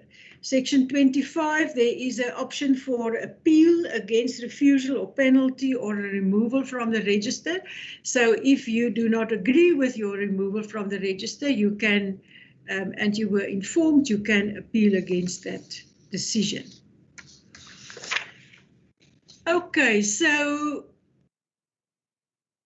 to everybody, it is important to comply with the Act, the rules and the regulations. And I think the acting registrar gave quite a comprehensive overview of what is expected from social workers, social auxiliary workers, student social workers, child and youth care workers on professional level and auxiliary level.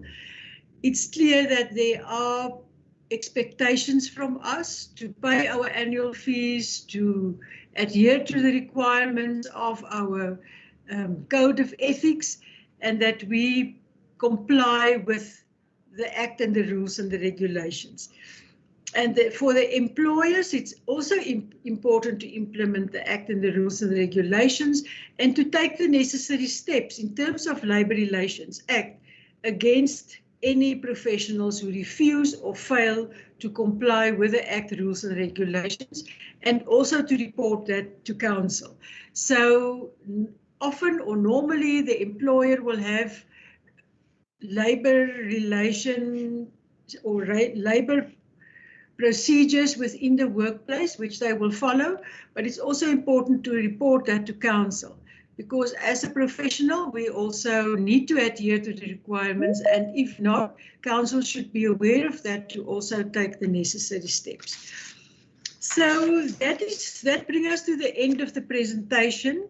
There's now opportunity for questions, and you can really, as indicated earlier, you can ask your questions even if it's not specific related to what was presented.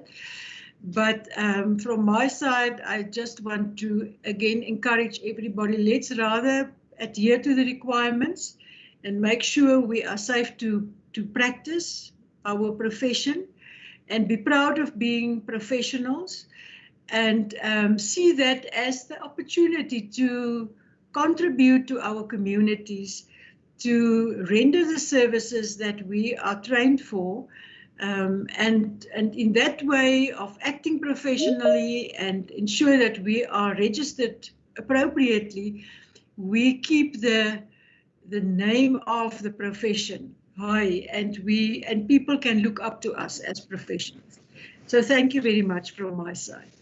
Thank you, Program Director. Straight on. KZN SSPs. We have had the detailed presentations.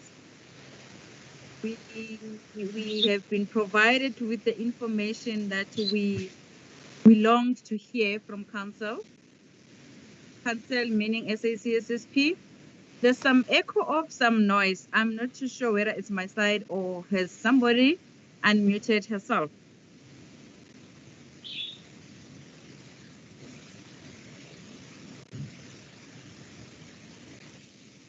Colleagues, Am I audible? Yes, you are. Okay, thank you. I wanted to be sure of that. As I was saying that we've had the information. We have been sensitized that we have to do it correct from the beginning of it. It's the principle that the presentation by the acting registrar was presenting, was emphasizing to say, let's do it and do it correct for the first time.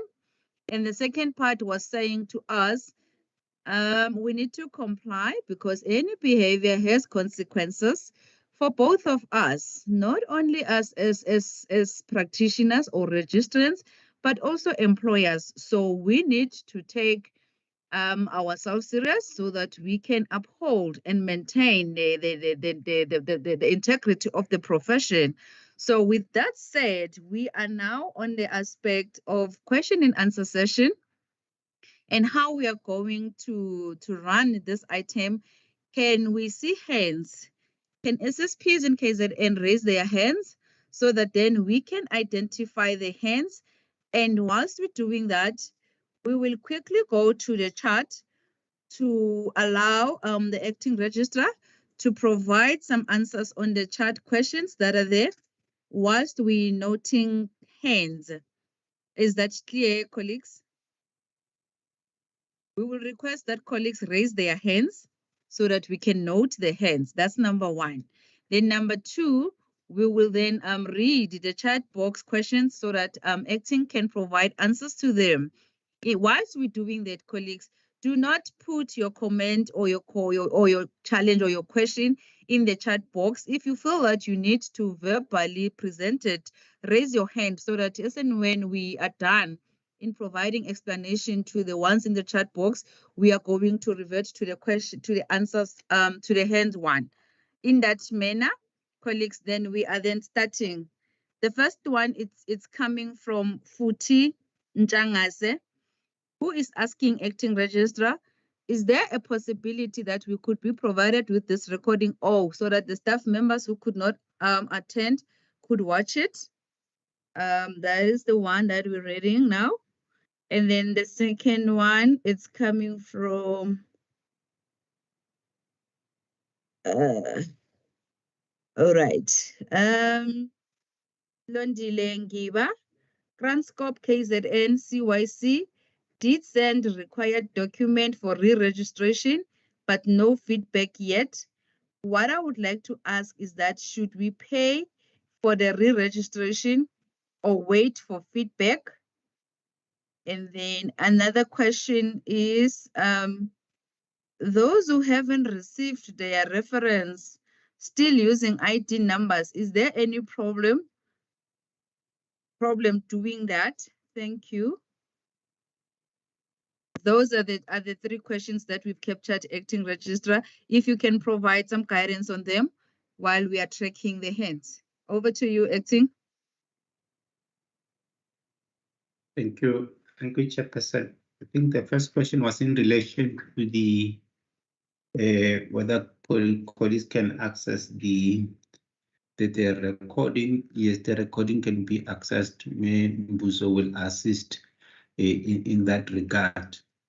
Then the question from Londile Ngiba in relation to say Transcorp KZN Child Care Workers did send required documents for re-registration, but no feedback yet. What I like is to ask that should we pay for re-registration or wait for the feedback? My advice is that please wait for the feedback so that because the issue is that whether if you use the online system, by now probably you should have received the message as to what is the next step that you're supposed to do. However, the registrations manager is in this particular platform now. She will note this particular message and make follow-up with you. My suggestion is that you Londile Ngiba, put your email address. I'm not sure whether it's here, so that the registrations manager and her team, they make follow-up with regard to the outstanding registrations for those child and care workers. Thanks.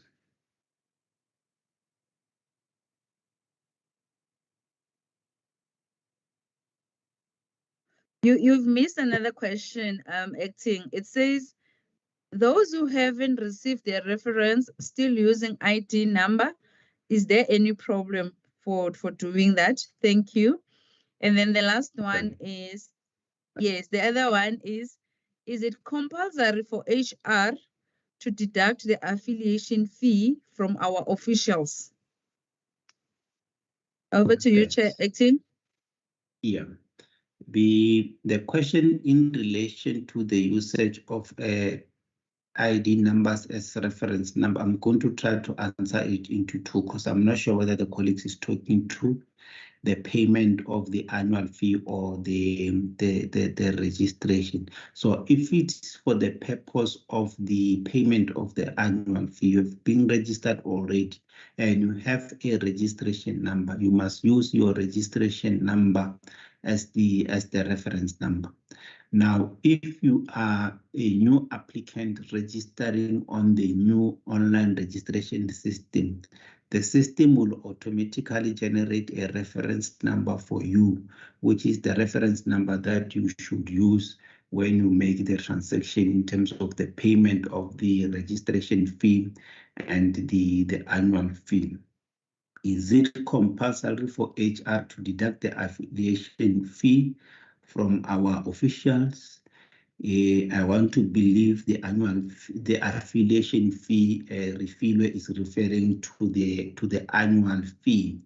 Yes, it is compulsory for HR to deduct if you are working in the Department of Social Development in KZN or in the Department of Health in KZN, because that is informed by a collective agreement which was signed in the Public Health and Social Development Sectoral Bargaining Council, which is the bargaining council for employees in the social development and health sector. So they've concluded a collective agreement in 2019 that every year around October, employer will deduct from your salaries as social service professionals the annual fee payable to council, and they pay it to council as a once-off. So that is compulsory as far as HR is concerned. However, if you are not in the department and you are working in the NPO sector, it is not compulsory for the HR to deduct the money from you unless if that is part of your contract of employment. If it's part of your contract of employment that you recognize that you are a social service professional and you gave HR in terms of the contract of your employment or the employer every year to deduct the annual fee from your salary and pay it to council, then it will apply as such. But other than that, if you are not working in a government department, it is your responsibility to pay the annual fee directly to council. Now, to continue, Program Director, there's a question from Vugani. Is it possible to have satellite offices in all provinces? Vugani, that's a good idea that council is contemplating, but however, due to financial limitations, we are unable to decentralize the offices, and these are some of the issues we address with our authorities to ensure that council is well funded or are correctly funded so that you can be able to open offices in all the 9 provinces, because currently we are only having 1 office in Pretoria, which by its own is supposed to be a national office, but we are hopeful that our finances will improve, Parliament will fund us accordingly so that we decentralize our offices. Refuller is working for the Department of Correctional Services. Yeah, currently the agreement only covers the colleagues in the Department of Health and Social Development. So we are in the process of engaging other government departments to do the same agreement that the annual fee can be deducted and money be paid directly to council. So we will be engaging the parties in the PSCBC that they also enter into a similar collective agreement and deduct the monies from your and then pay the money directly to council. But thanks for indicating in terms of your employment status. Thanks, ma'am. Thanks, Program Director. Thank you, Acting, for the clarity.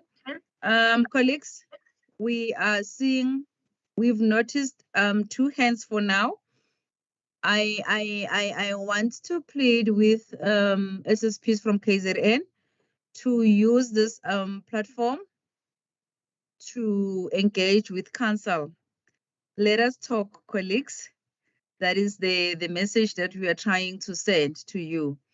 Whilst colleagues are thinking to raise their hands or to put their comments or questions in the chat box, let us identify Ronnie. Mr. Ronnie. Yes, good morning. Morning. Thank you for the opportunity and thank you for such a detailed presentation.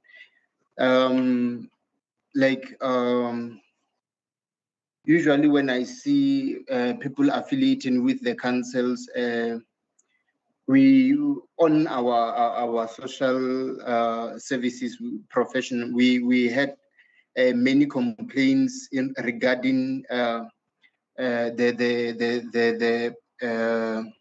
fees, and thank you at this moment that we have seen some improvement regarding those who are not working and the likes.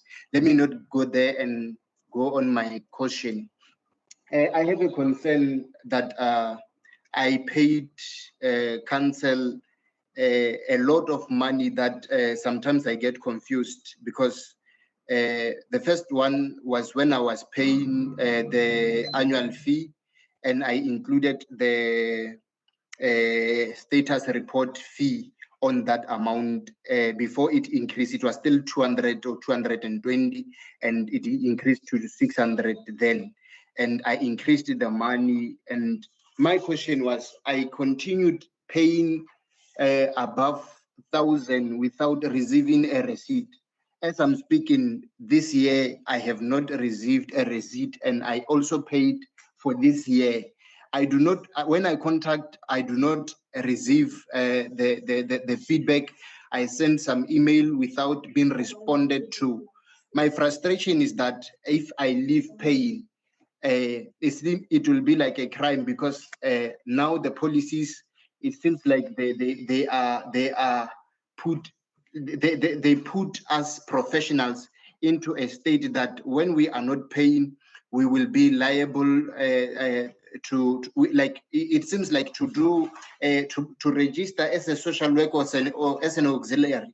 It becomes a crime once you have financial stress in that regard. So my frustration with this is that I paid, and I think I paid in advance, and if I stop paying, I don't know how much I'm left with, because I requested for a balance and I do not get the feedback of my balance, and I'm still liable to pay. If I don't pay, I don't know if I will be deregistered or I will still be qualifying, because at this moment I do not know how much I'm left with the balance, and it is in advance. That's my first worry. Secondly, because whenever I try to get a communication with the council, I do not get a response. My second question is about the speed of the service. That was 300 and something or 200 and something. That said, if you pay for that amount, you will get a speed service within 3 days, something like that.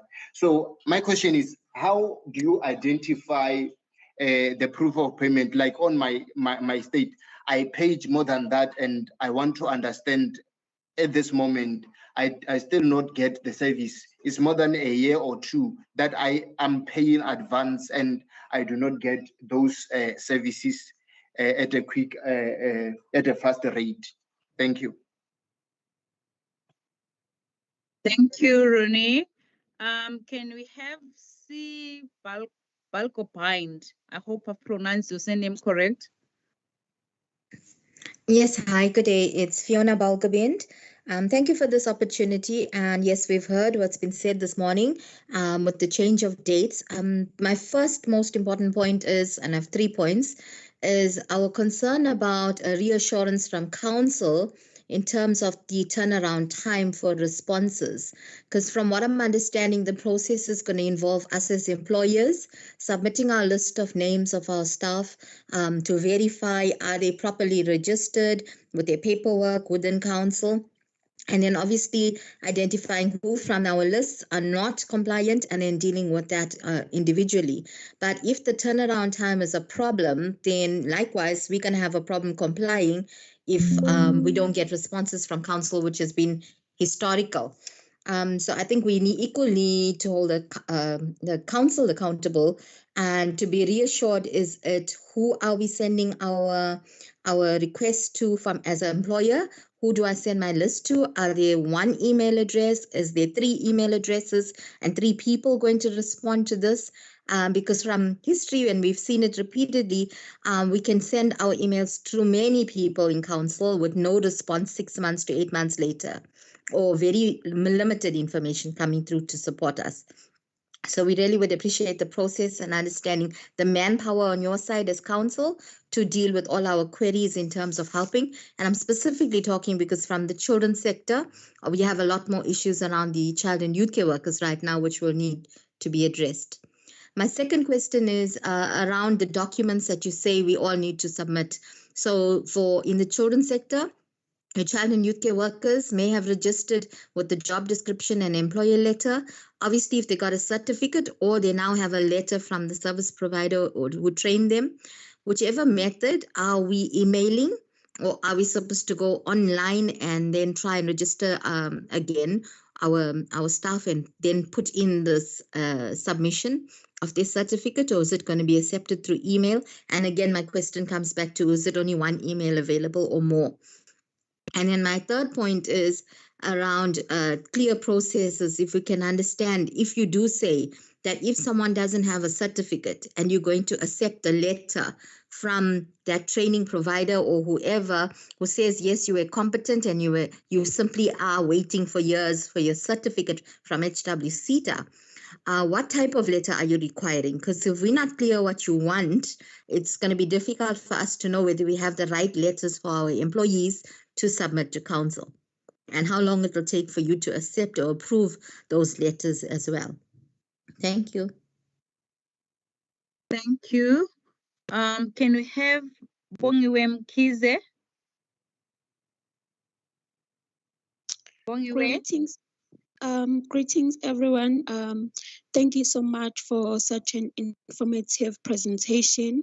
Although I missed some part of the presentation due to connection problem. My question is, I registered last year and I was approved.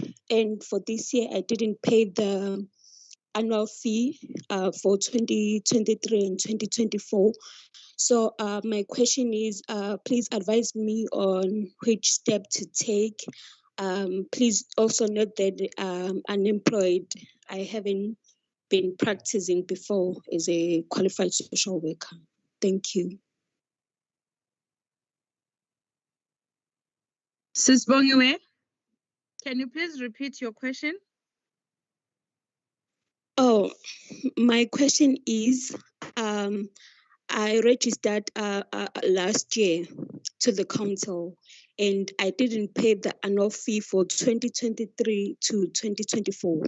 My question is which step to take, because I missed some part of the presentation to make the payment.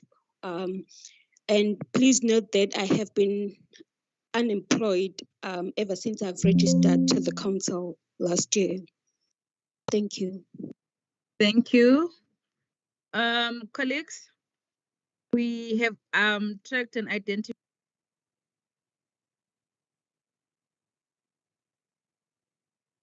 Sorry, I've been muted. We have noted the 3 hands. So if colleagues are still thinking of raising their hands, can they do that? We will go back to the chat box as well and see. But for now, acting registrar, can you then respond to the Bongiwe? You have presented your question unless you want to add. Is that a new hand, Bongiwe? Thank you. Over to you, Acting Registrar. Thanks, Program Director. The Program Director, maybe before I go far, I will kindly request that you populate your email address in the chat bar. All the issues that colleagues are raising now are related to registration, so that we redirect them according, so colleagues can formally send those queries directly to you via email. Now, colleague Ronnie indicated that he has paid a lot of money to council for the purpose of annual fee and status report. But however, he has never received his receipt, which is what we call a practice card, colleague. It's not a receipt. And tried several times to call council and with no response till to date. So Ronnie, we need to attend to your matter as soon as the program director, Ms. Octavia Malombo, populate a work email address. Please send that formal query there so that it gets to be attended. She will redirect it to the relevant colleagues to attend to your matter, so that you get to be assisted accordingly. The issue of the speed service colleagues, we are trying to put the mechanisms in place so that you are able to identify the payment as soon as possible. But however, only just also in addition to what you'll be emailing to Ms. Malombo, also, if you are still in possession of the proof of payment, please attach them, or alternatively also forward here the several emails that we've been sending to council and you did not get the assistance. But our endeavor, colleagues, in terms of the speed services, that we are putting mechanisms in place to recognize each and every payment within a reasonable period of 42 hours as soon as those monies get to be paid to council, so that a determination can be made whether this one is for speed service or just a normal service, and we reprioritize in terms of that particular service that is required. Now, the colleague, I want to believe she's from the Department of Social Development. She's also raising a concern in relation to the turnaround times for council to verify the list which they would have submitted to us for the purpose of indicating how much each registrant is supposed to pay. So, colleague, we want to improve that particular service, and you also ask a question as to where to send the list. Please send that list to the email address which is posted there of the registrations manager, Octavia M, at SACSSP.co.za. So all the registrations related queries, colleagues, they should be directed to this particular email address, including for those who are looking for their practice card. The registrations manager will attend to them and redirect them accordingly. Now, the documents to be submitted in relation to the colleagues who are affected by the sunset clause, who might have obtained their qualification, again, those documents which are including the qualification should be submitted to the registrations manager, or those who might have got access to the previous communication in relation to when we're talking about the sunset clause. You will have seen the name of Ms. Kutalankebe. You may also use that particular address, email address, I mean. So it's either you use Ms. Kutalankebe's email address or the registrations manager's email address for the purpose of those who got registered with the job description and the employment letters. And we do accept documents to be emailed, colleagues, so we don't have to drive to Pretoria to submit any document.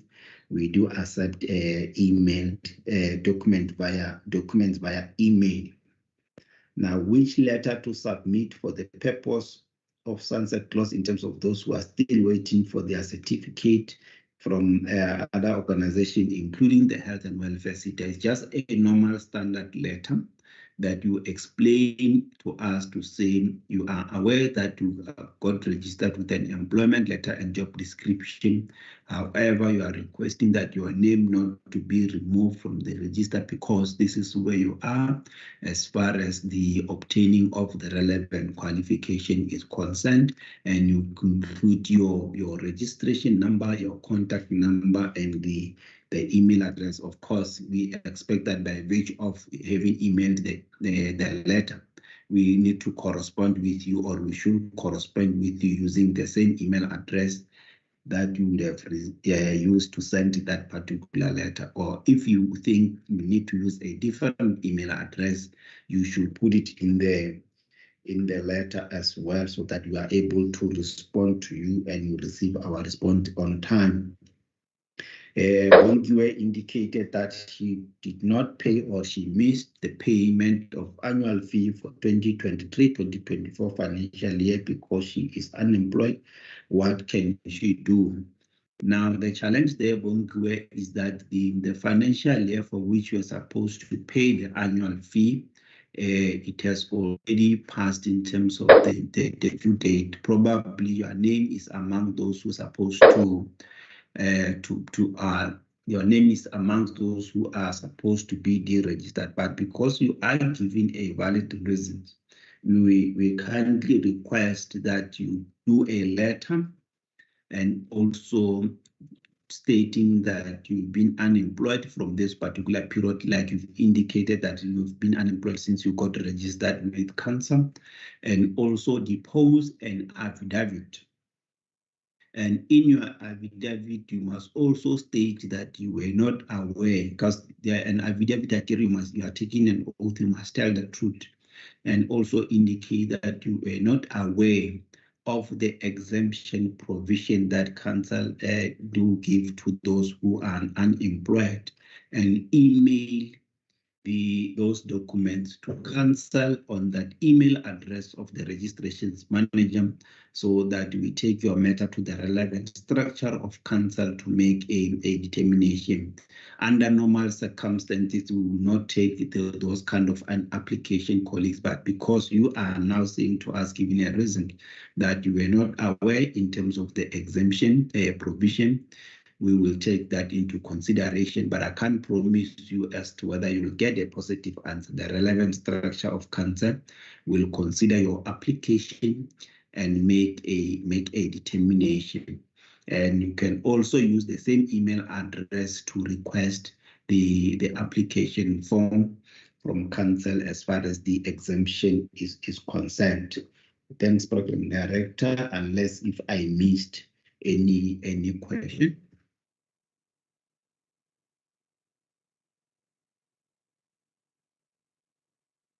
I see there are other questions, Program Director, in the chat box.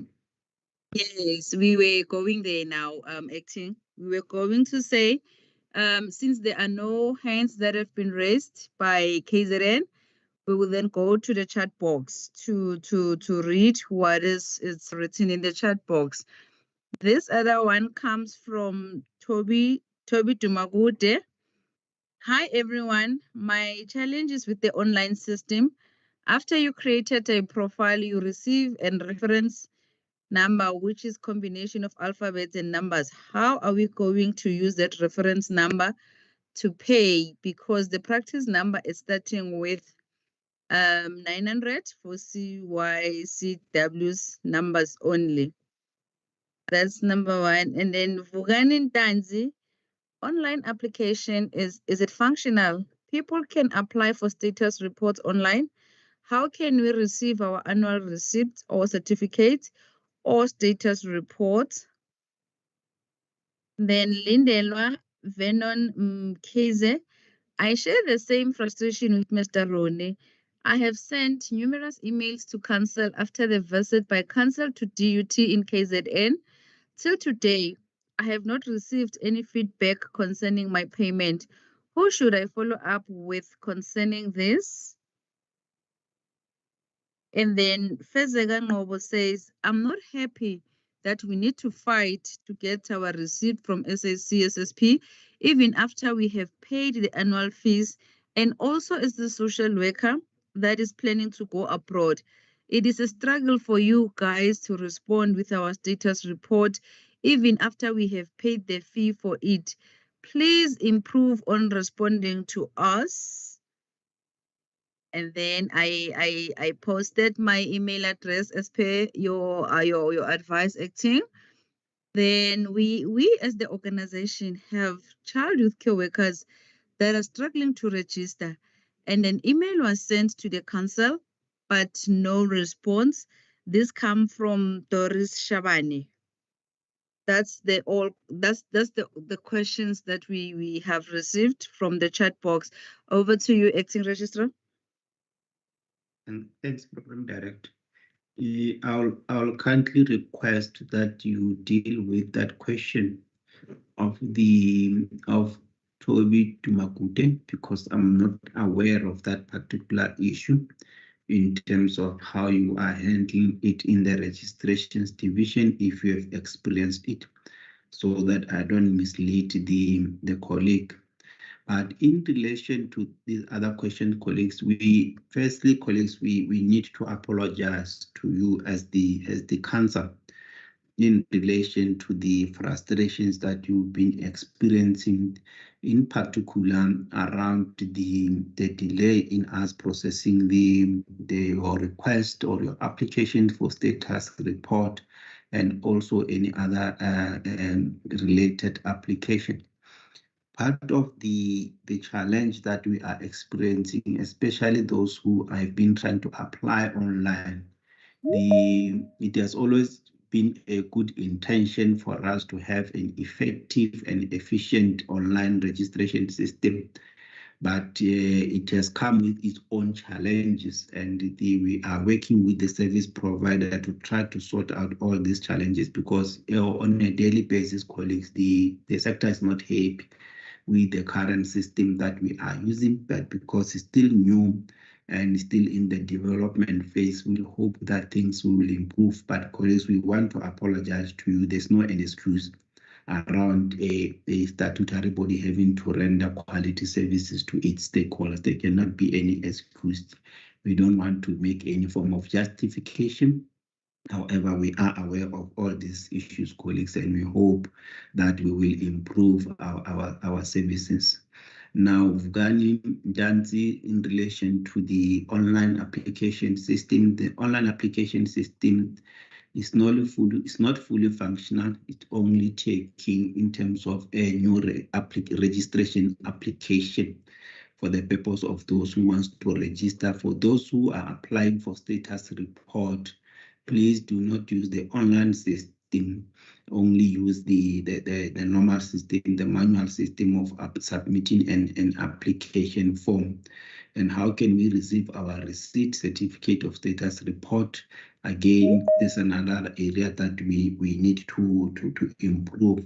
So with those who are working for the Department of Social Development, we are intending to say, as soon as we receive the list for KZN DSD and KZN Department of Health, we verify the list, we send it back to them within a reasonable period, and we indicate to them how much they're supposed to pay. Then as soon as they pay, we issue bulk practice cards, so that the department can distribute them. But the other method that we will be using the email addresses, emailing you your practice card, which is going to come out in a form of a copy, which is different from the original, the one that we have even the protected plastic, so that it can last for some time. So those are some of the methods that we'll be using, colleagues, and we'll also be exploring this method of posting your practice card. But the challenge, I think everyone knows by now, the challenge that we are experiencing with post office. But as I've indicated, colleagues, we are committing ourselves to say anyone who will be paying the annual fee for 2024-2025 financial year before 1st January 2024 should be in possession of his or her practice card on or before the 1st of April 2024. There could not be any reason, colleagues. Probably previously is because we always have to wait until the last minute waiting for the regulations in terms of fees payable. Now we are in possession of the regulations which were published in June. You have time now. That's why we're having these sessions to communicate with you the new regulations. So we want to use the period between now and the 31st of March to sort everything out to ensure that by next year you will receive your practice cards on time. Now the Lindelwa, we note your concern as well, colleague. We want to apologize in relation to the frustration that we've been experiencing with us. The same applies to Fezega, colleague. We want to apologize in that regard. We will try to improve our services. And we as the organization have children with Quebec that are struggling to register, and an email was sent to the council, but no response. Again, colleague, just indicate as to which email address did you use so that we can, I think, Medoris Shabani, just please post the email address you used to send your inquiries as far as child with Quebec registration is concerned, so that we can trace that particular email or email address and verify if it was a valid email address, and also track it through the colleague who's allocated that particular email address so that we assist you accordingly.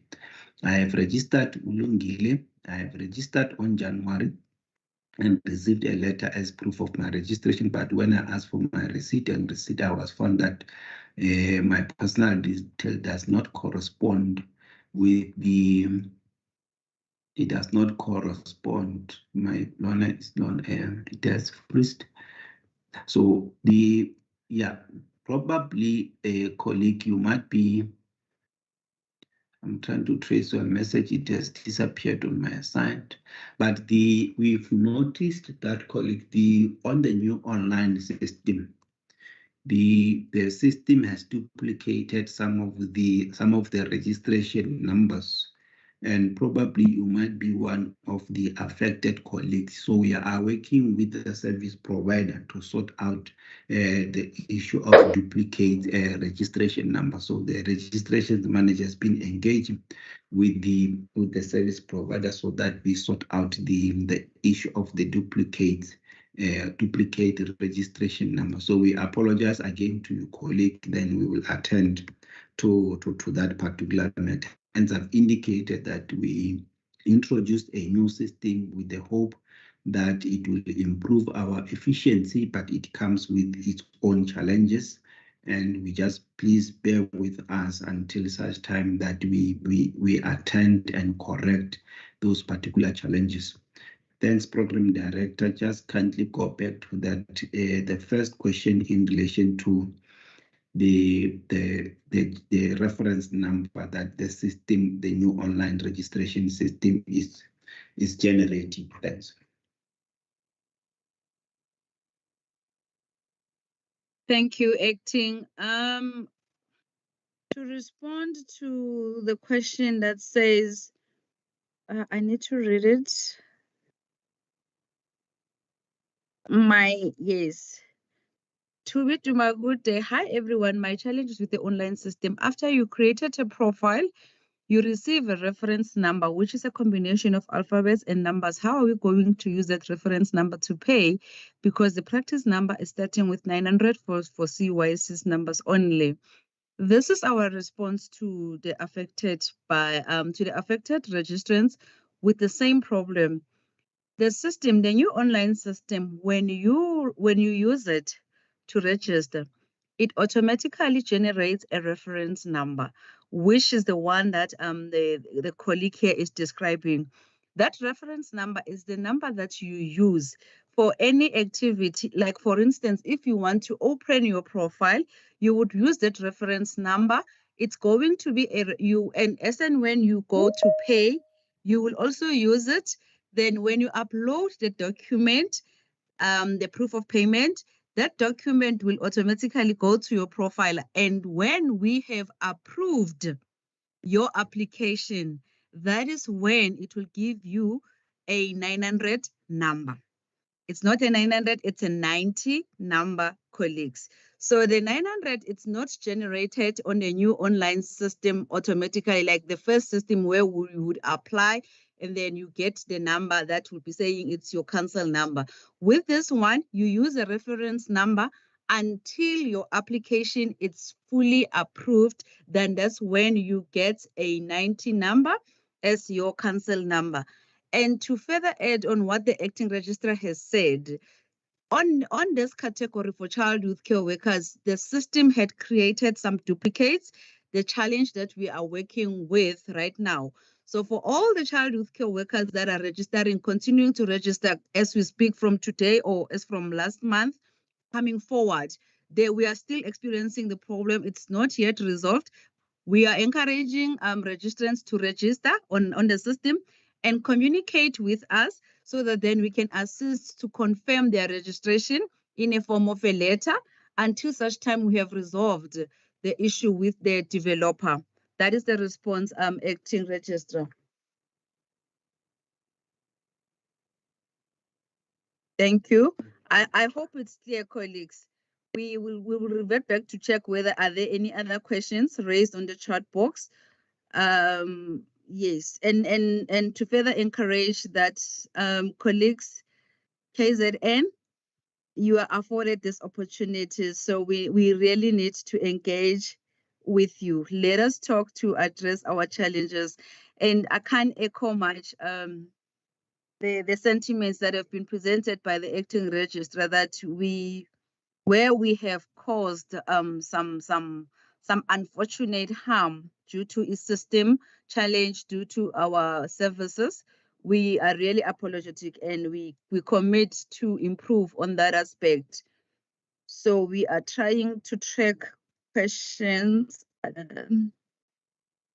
Yeah, but I think you have responded to it, Chair. My question is, how am I going to pay my monthly fee with the reference number 206 provided after I've created my profile? I don't have a practice number yet because I'm registering for the first time. Acting, I think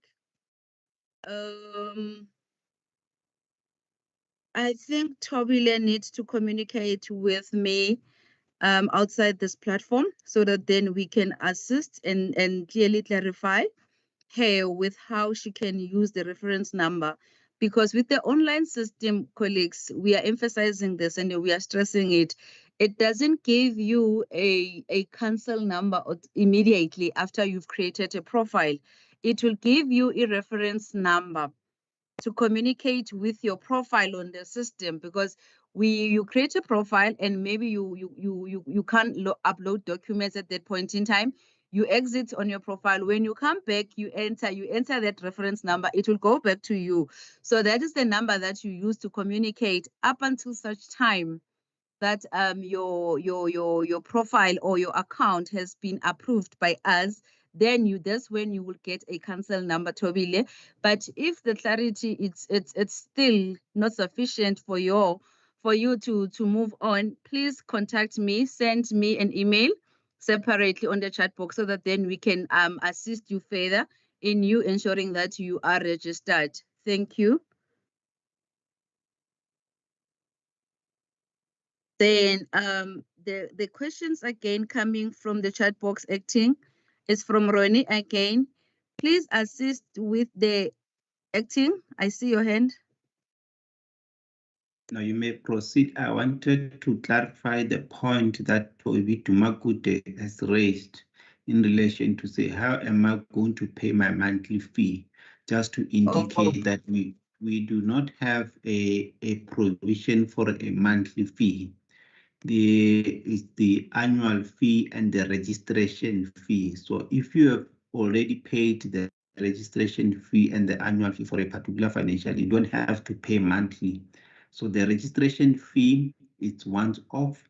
The annual fee is the one that you pay annually on or before the 1st of January each year going forward. So please do not make payment monthly, colleagues, because there's no provision for monthly fees. Thanks, Program Director. Thank you, Acting. Thank you. Then the other question is by Ronnie. Please assist with the email for updating our certificates for CPD.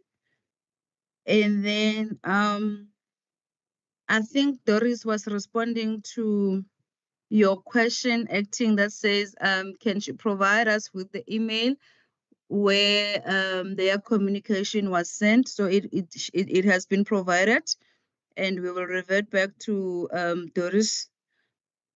Then good day. Please receive an. Oh no, this was a response now. Then it says, Bongiwe Mkhize, kindly provide the email to direct to for letter of exemption. And then Tobile will contact me. All right. That's the two questions that we've captured. Acting, over to you.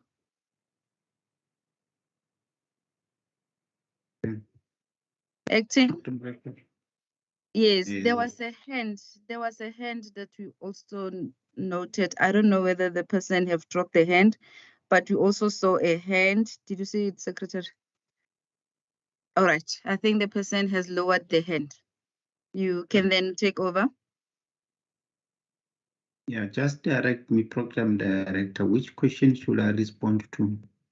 Because I thought the all questions that they've been responded to so far. Did I miss anyone?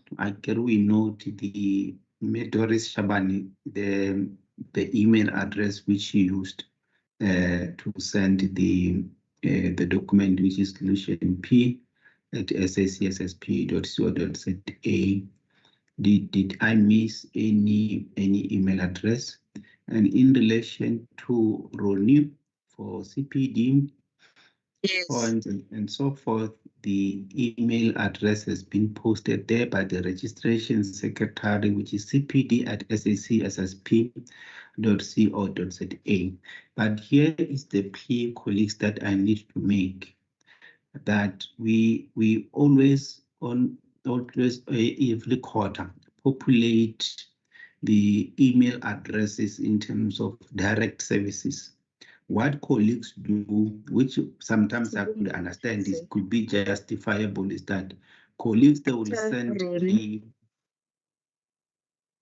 the colleagues will use email submitted or given for professional conduct inquiries, and they send registration inquiries or ETD inquiries. So my plea to you all colleagues who are registrants, please, when you do an inquiry, please direct it directly to the actual email address which we have provided for a specific services.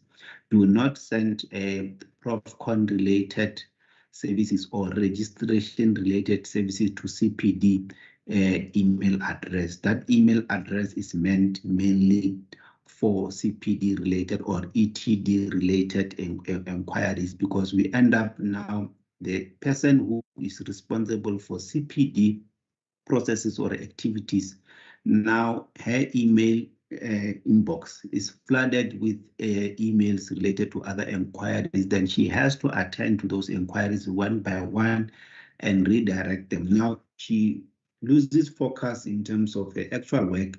By the time she goes back to her actual work, already colleagues are sending emails because they are frustrated. They are sending emails all over. Then you find that more than 5 staff members are attending to more than one query because a colleague got frustrated within 48 hours, did not get a response. Then the site starts sending emails or to all the email addresses that they come across. So it's my humble plea, colleagues, send an email to the relevant division or email address and wait for a response. If you do not get a response, you elevate that matter to the registrations manager or to the relevant manager, failure which you elevate that matter to the office of the registrar for intervention. Thanks, Program Director.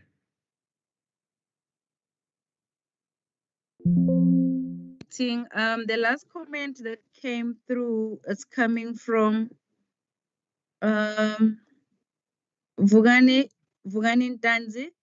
Vugani Ntanzi is acknowledging Sihlendlovu for his effort to respond to our queries timelessly.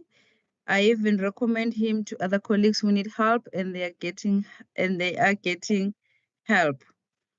That is the last comment that we receive. With that said, colleagues, SSPs from KZN, if there are no more hands or concerns or questions that needs us to provide some clarity with that, it is now bringing us to the agenda item of presentation of resolutions and way forward.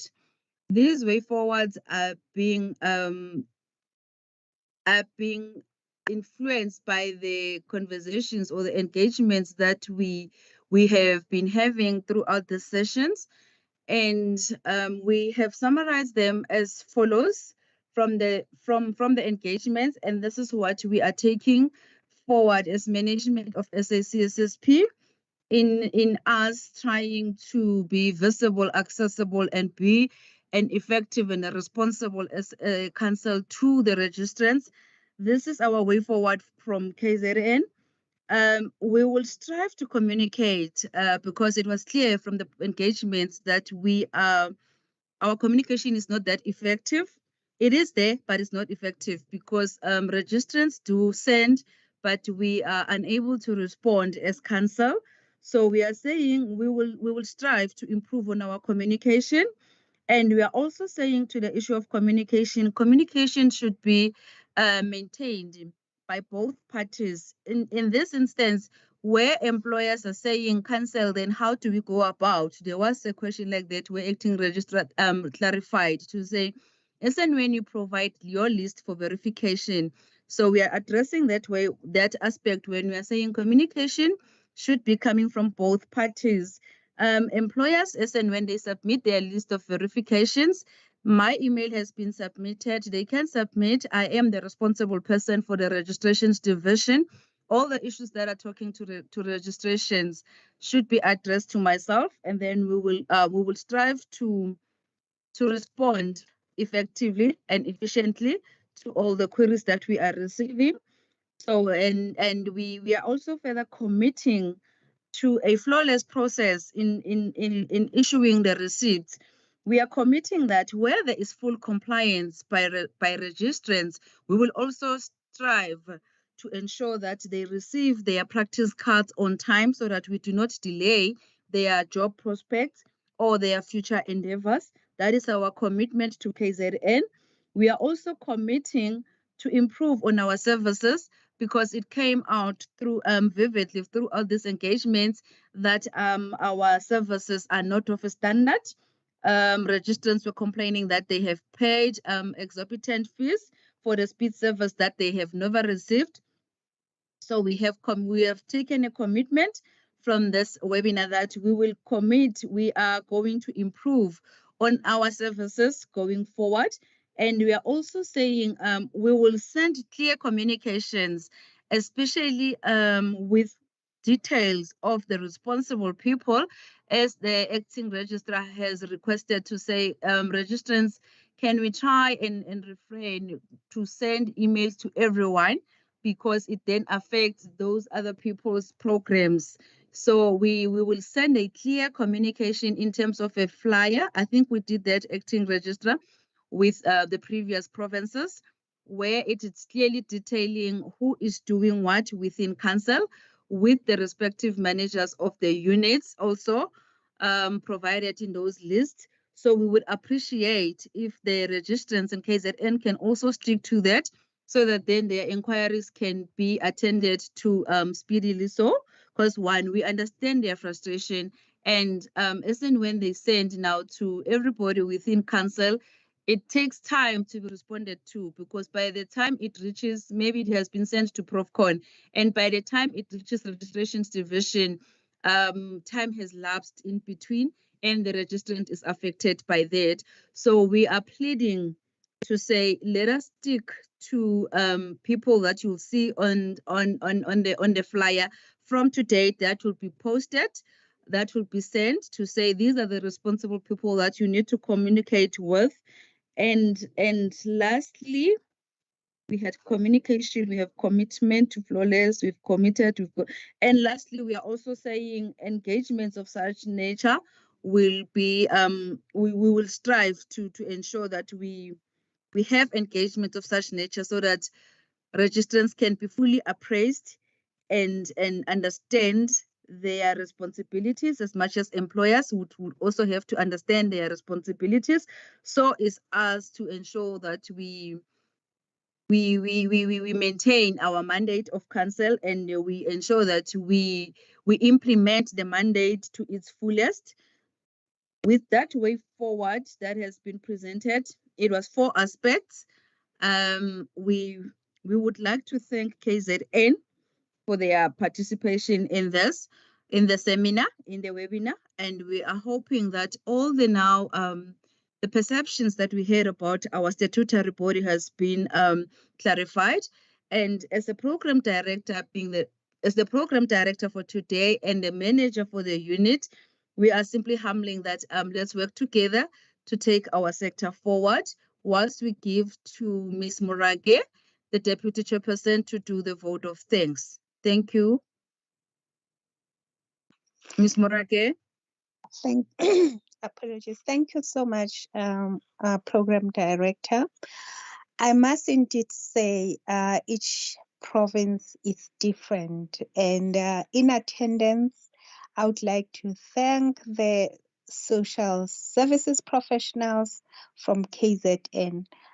Your brutal and honest questioning has been highly embraced, and it's commended. And this is the only way the council can actually improve their services. And I must actually say, yes, we're working very hard from the council, but there is always a room for improvement. So thank you so much, social services professional, for your brutal engagement. I must also thank the senior managers in our midst from different entities who have attended. We know your schedules are very hectic, but participating in this forum actually means a lot to the council. Let me also thank the council members and the members of the professional board who are present with us here today. To the presenters, Acting Registrar, Mr. Sikitla, it was also confirmed by some of the participants. Thank you so much for the comprehensive and valuable information shared. To the chairperson of the Professional Board for Social Work, Ms. Ida Stradom, thank you so much for presenting part 2. I will be speaking on behalf of the social services professionals to say we will definitely comply, and we will pay our annual fees. Program Director, it was not easy to steer today's session, especially wearing 2 caps as a Program Director and also as a manager for a registration division, but you managed to handle that very well. In conclusion, I would say, social services professionals, let's continue to do the right thing, to comply, to raise the profile and prestige of our professions. I thank you all.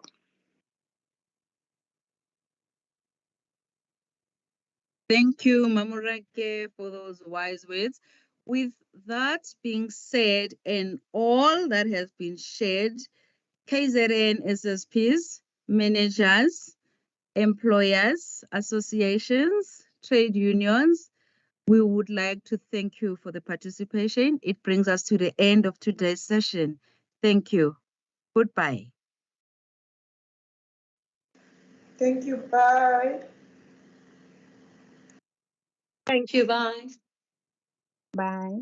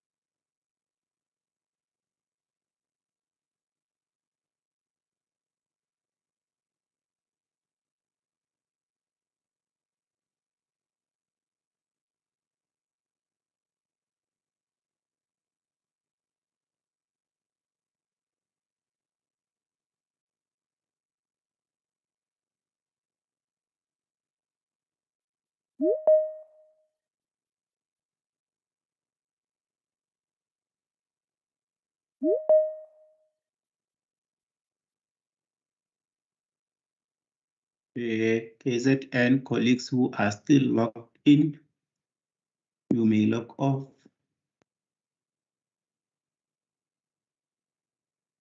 Kezagan Mubo, Temba Mulefe, Wile, please log off. Namsile, please log off.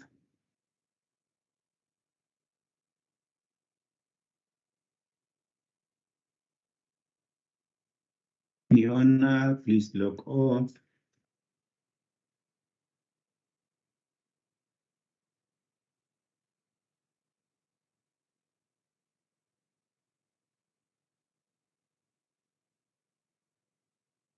Andy Lezwani, please log off. Lungile, please log off. Modam Tembu, please log off. Nokulunga, Noluvuyo, please log off.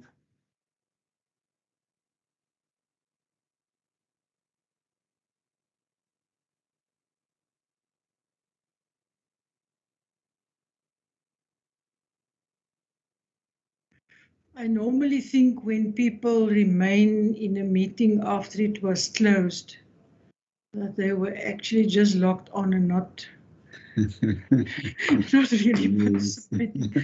Although some of them, but it seems like all of them are logged off now. That's my suspicion as well. Yeah, but I think they've logged off now. It's only us remaining behind. The secretary registration is here. Thanks, don't log off, ma'am. Yeah, chairperson and deputy chairperson, KZN is not happy.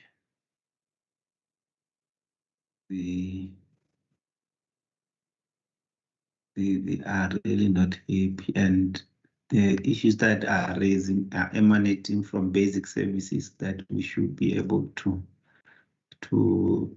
render. But for the purpose of this webinar, I think the attendance was much better as compared to the other provinces. I'm not sure. I'll just send over now just to make reflections for everyone, starting with the chairperson. Thank you, Hitler. Yeah, I agree with you. And maybe that is something that we should note so that when there is an opportunity to maybe, you know, provinces where there's really unhappiness and things that one flag them should there be an opportunity to visit the province and that one do that. Also, I think there are some members on council from KwaZulu-Natal that one can see how you can through them maybe engage with them, but that's something that one can I'm just thinking of that. Should we be in a position at some stage to do a roadshow that we then specifically consider them? Yeah, and it's somehow also individuals, but I think it is some of the things that we need to improve on. But the attendance wasn't that high.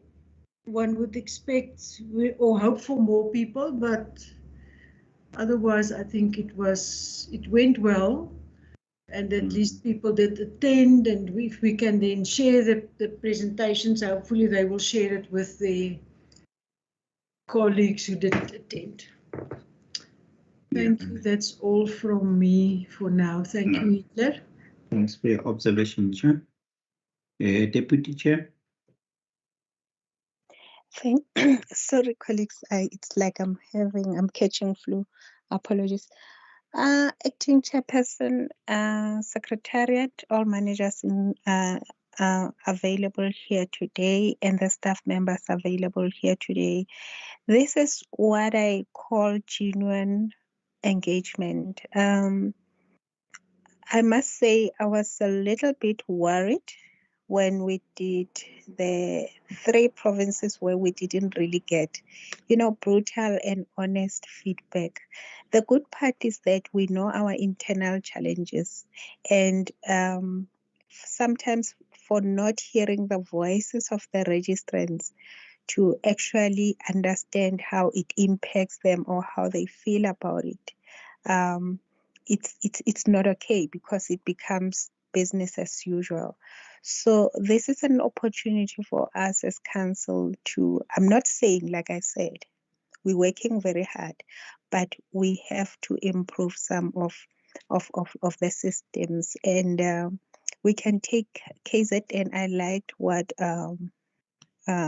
Chairperson said, Ms. Stradom, to say then there is a need for an action plan for KZN. I'm not sure how it will be conceptualized, but out of this round of webinars, when we do our report, we will be able to say the challenges identified at KZN were 1, 2, 3, 4. And with this plan of action, we think we will be able to address them. So there is a definitely there is a need for plan of action for KZN. We have to put all those identified challenges somewhere, and when we report back, we'll be able to say 50% of the challenges have been resolved. Thank you. Thank you, Deputy Chair. Program Director, as we appreciate your reflection, is the work that you do. It's not easy, I must say, to listen, to direct and summarize all the issues together with the support of the registration secretary. Your reflections?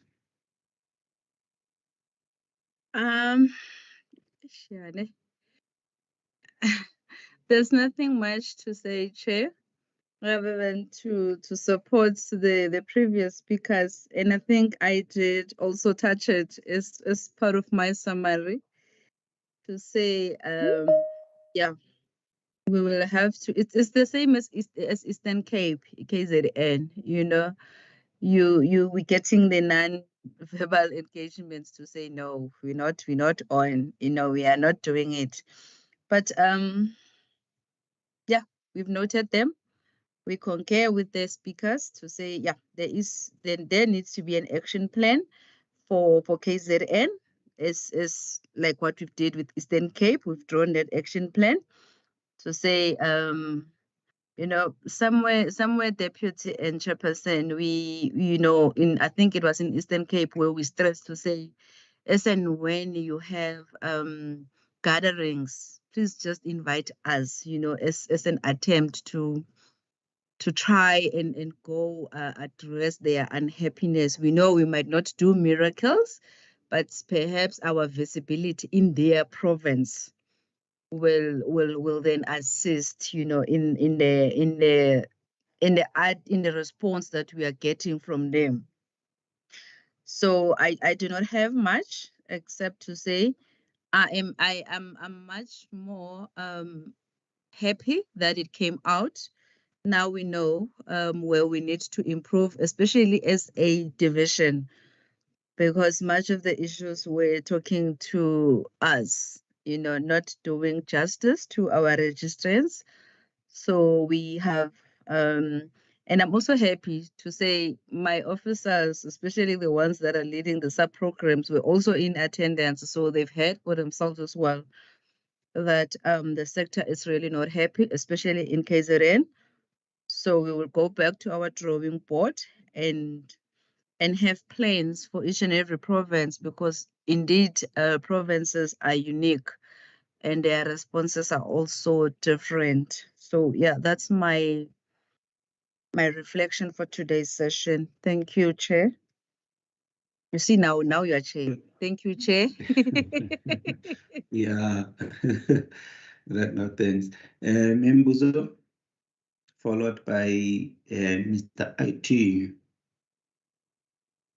Chair, I'm echoing what the previous speakers have mentioned. It is clear, not only for KwaZulu-Natal, that practitioners out there are not happy with our services. Yes, for KZN, they were brutally honest, like giving us examples and, of how they are frustrated. But I think it's a general feeling out there. People are not happy with our services. And it's so unfortunate that even the online system that, when it was conceptualized, it is going to mitigate some of these challenges is also contributing. So I think the sooner as the secretariat we go to the drawing board and try to come up with a plan on how we're going to solve the basic services to our clients, the better, because people now we can say that people are not attending our webinars. Maybe they didn't get the communication, only to find that they've lost interest in us, especially with our service. They are not happy. Thank you, Chairperson. Thank you. Mr. IT.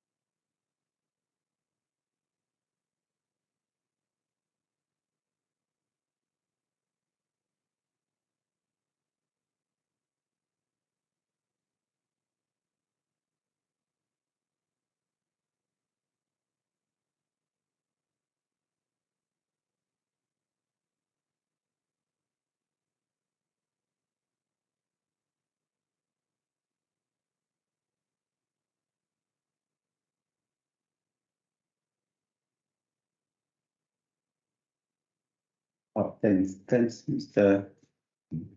Ciele. No, thanks, colleagues. We note your inputs and your reflection, which is a true reflection of what transpired today and the past 3 days. I see Member Rake's hand.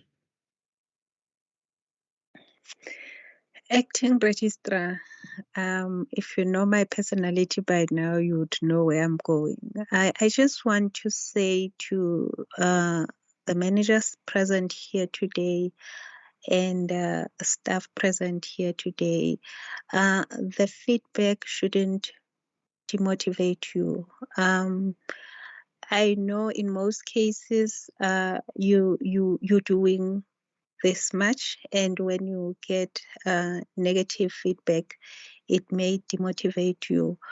I would like to urge you to say, please do not be demotivated. Take this critical feedback as a learning opportunity where you can actually, try to maybe do things differently, So what I want to emphasize, Acting Registrar, we know you're working very hard, and but the demand out there is also challenging, and you always refer to the issue of capacity. So maybe let's find ways also to do things differently. Acting Registrar, you may find that in the council and in the boards, there are people with specific skills. Even if it means sometimes having to engage with people who are having specific skills to say, how can we even improve this service better? Because the reality is that the team is doing its best, but the best according to the team does not give the same impact to the registrants. So this is time to not be demotivated, but to say, this is a learning opportunity, and how can we do things differently to increase the satisfaction of the registrants out there. This is just words of encouragement. Thank you, Acting Registrar. No, thanks. No, we are highly motivated. Just as the week goes by, I can hear today's my voice was my body is taking a toll because since Monday doing the presentation, but hopefully tomorrow I'll be back if I can to rest today. But yeah, indeed, these are the lessons that we need to learn and probably do things differently. And they're working together with the Provincial Department of Social Development. I think that's where we need to target the HODs and see how far they can meet us halfway in terms of resources for us to come to their provinces and assist all their social service professionals. Thanks, Chairperson and Deputy Chair. Before we close, Chair and Deputy Chair, we're going to have a slight challenge next week in terms of our program. The current program director, Ms. Malombo, is not available next week because of the SACSSP conference, and the whole of next week basically. I'm also not available on the 27th and the 28th. So we want to request, based on your schedule, to assist us in terms of, in the main, the program directing task, so that you assist us in the main on the 26, 27, 28, and 29. Then I'll be available on the 26th and the 29th to assist with the presentation. So depending on your availability, you indicate to us as to which day will you take between the 26th and the 29th because this part is critical. But what we did, we said we will invoke or request as part of capacity building the other colleagues. So on the 26th, we will, Ms. Barayachi will come on board to be the program director. Then also, but on the 27 or on the 28, because I will not be there, we request the chairperson and the deputy chairperson, the other one to chair, the other one to present. The same applies on the 28, the other one to chair, and the other one to present, together with the, I think, Mr. Nzama as well there. But I'll be back on the 29th. Then on the 29th, we will use one of the staff member to facilitate. At least I'll be with him or her in the office. Then I will also assist with the presentation. Thanks. Hitler, I just want to check, and maybe I've missed it somewhere on the way of arranging this. Where is the child and youth care people? And yesterday somebody from council was there, Alfred, but nobody of them be available to also assist. I don't have a problem. I'm just not available on Monday. But Tuesday, the 26th, but 27 and 28 I am available. 29 I can also attend. But I'm just wondering, where are they? Are they not also supposed to support us in this? But otherwise, I think that between me and Winnie, we can try to do the presentation. I'm just not so sure of the program director. Yeah. I will engage the president is coming back next week, and the deputy president, they are coming back next week. So I'll engage them so that they also come on board. But if the two of you can be available, the 27 and the 28, they are critical. At least if you can be available on the 27 and the 28, we really highly appreciate your presence and your participation in that regard. That's fine. 20, yeah. Member Gate 27, 28. Chairperson, acting registrar. Availability on my side, it's not a problem. For me, the critical issue is the Q&A. And in the absence of you, acting registrar, and Ms. Malombo, we may end up, not coming across as a collective that knows what they are doing. I'm thinking of a situation where a question is being posed and there's no one. But if from the secretariat there's someone who's fully capacitated to accurately and appropriately answer the questions posed, I don't think between the chairperson and myself, we would have a problem with either program directing or presenting. But for me, the key issue, you don't invite guests and you don't provide them with the relevant, accurate, and appropriate answers. That's the risk that I'm seeing. No, I hear you. Yeah. No, definitely we will have the colleagues inside and one of them, it will be Ms. Badayach to assist on the 27 and the 28. We will also check with the availability of the finance manager. You might have not heard, probably she has tendered her resignation. So we're trying not to use her that much so that she can focus on some of the work. So, but her last day is mid-October. So I'll also check with her availability as well for the 27th and the 28th. But I wanted to start with you before we log off so that we can start preparing adjusting your diaries accordingly. But definitely sure, we won't leave without a technical support. Okay. But we know when you are there, you'll be able to direct the program and the session the same way that we've been running since Monday. Lastly, acting chairperson, I think is the last input from my side.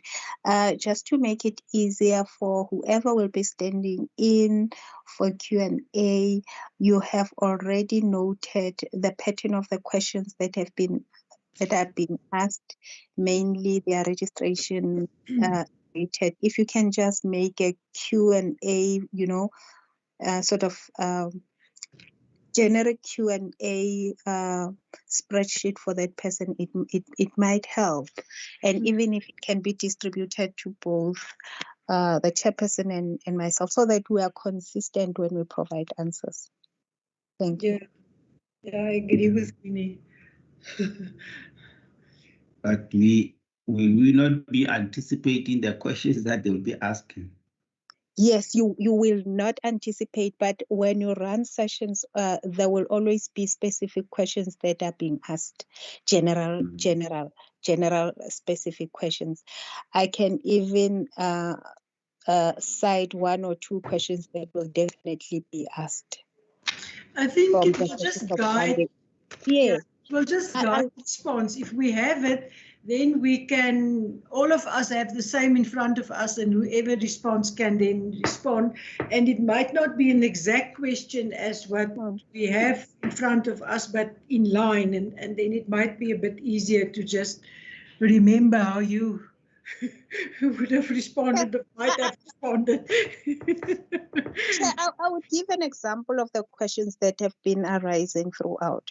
Firstly, is there frustration on the system? Secondly, they are actually not happy with the turnaround time or communication with regard to one, their status report, mainly with status report. So there will be 5 generic questions that will come out throughout. If should they ask, we have applied for the status report October last year. There's no communication, and we haven't received anything. From a secretariat point of view, you're able to answer that question appropriately.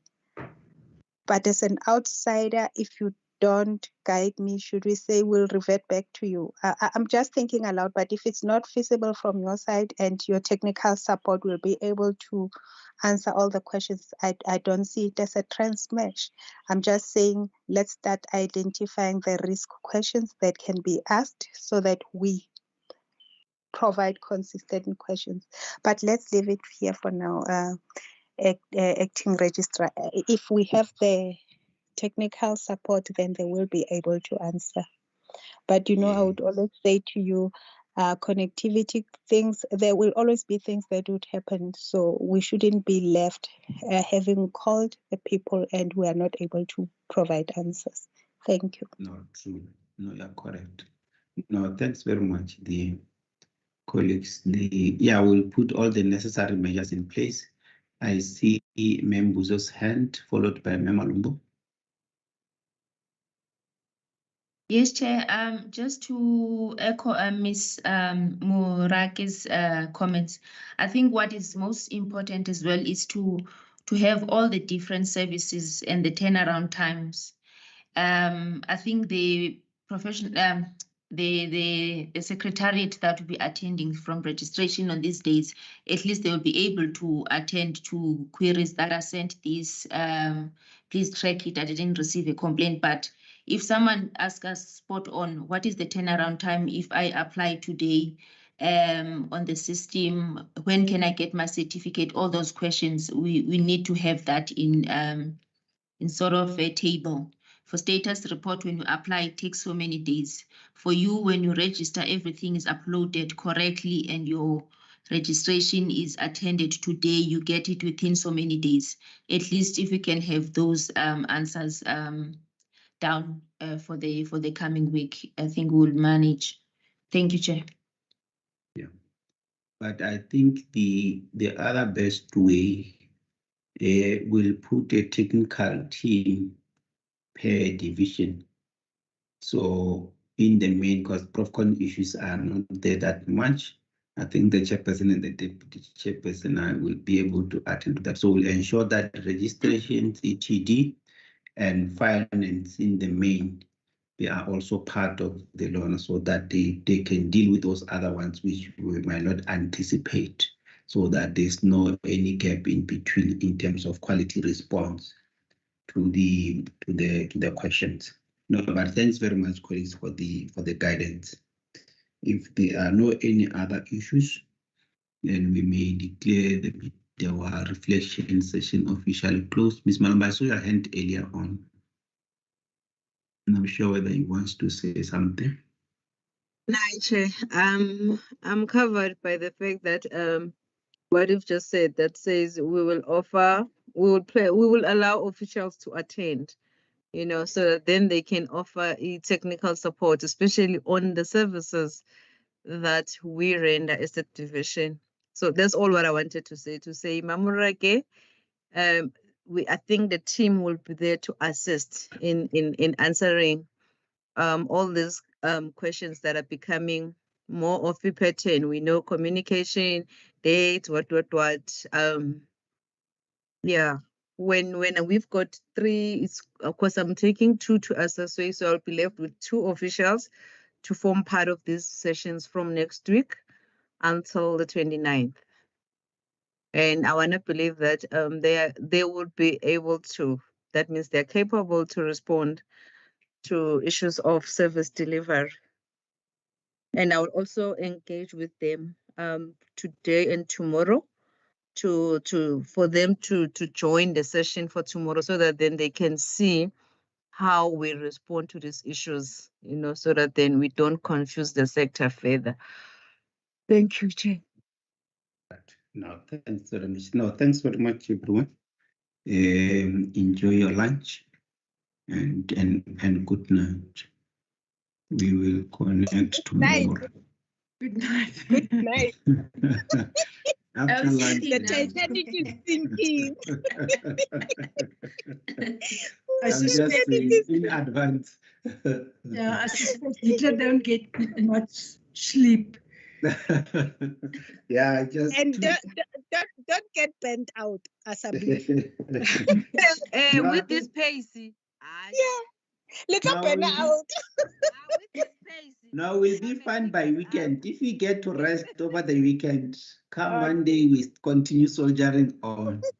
Okay. But we are almost there, Yeah. No, but these are good sessions, colleagues. We are on the right track. Yes, it's a very brilliant initiative, I must comment. Yeah. All right. No, thanks, colleagues. Okay. Bye. All right. Bye. Mimalombo, don't disconnect. Let's finalize the schedule.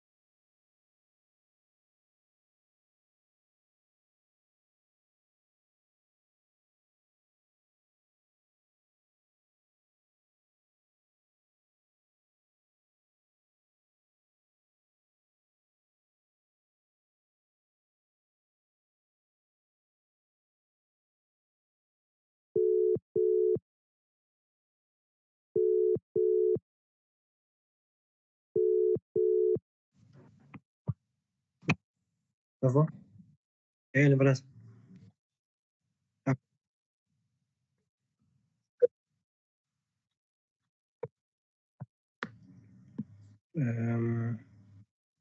Le edit delete.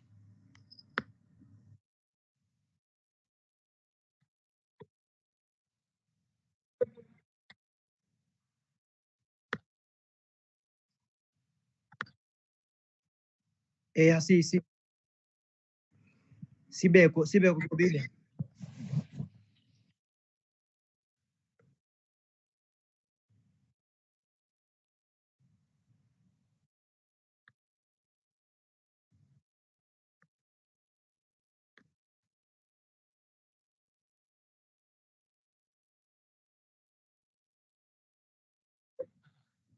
Irumetsekiwe.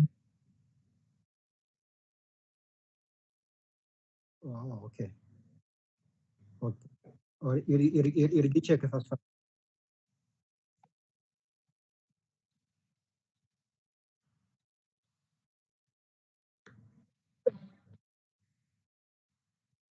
Okay, check first.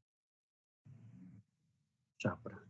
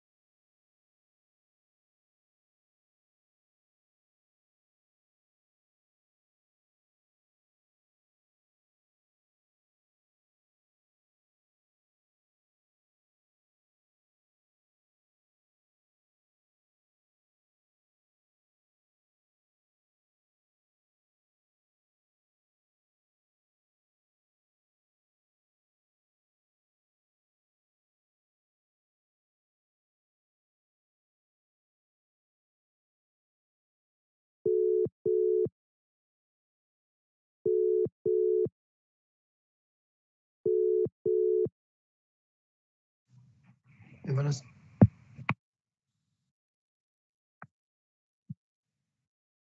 Yeah. Local invalid. So, maybe 2 minutes.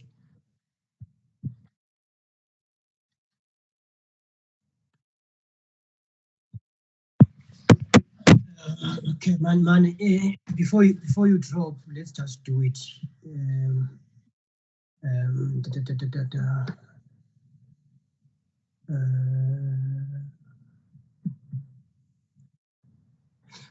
Ile 중요도 Caroline English.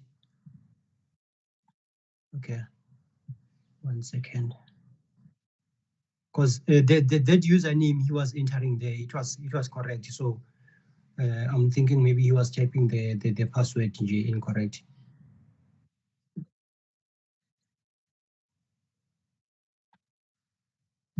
Mana kancane email address, it's similar this, and then let's go there, put the email address, and then let's make the password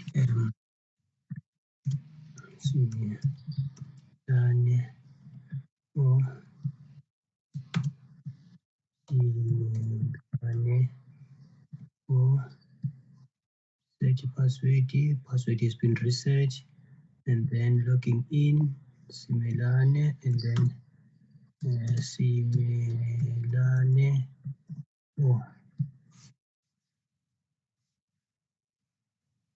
It's going through, Baba. So the password, let me type the password for you. Shapura.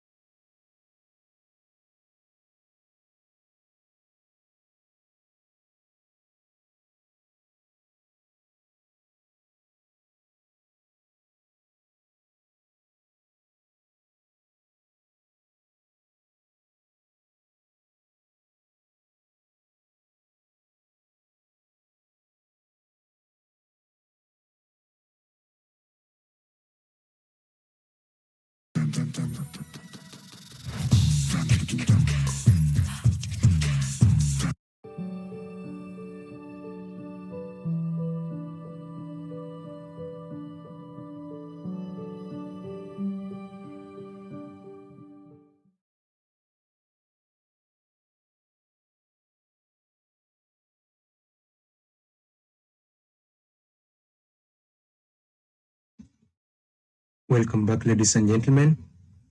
So today's video will just be a very nice and enticing video, what you've been waiting for. Now, a quick reminder, I had created a new Telegram channel whereby our community sits. It was created 3 days ago, and also our Instagram page. So kindly check on the description.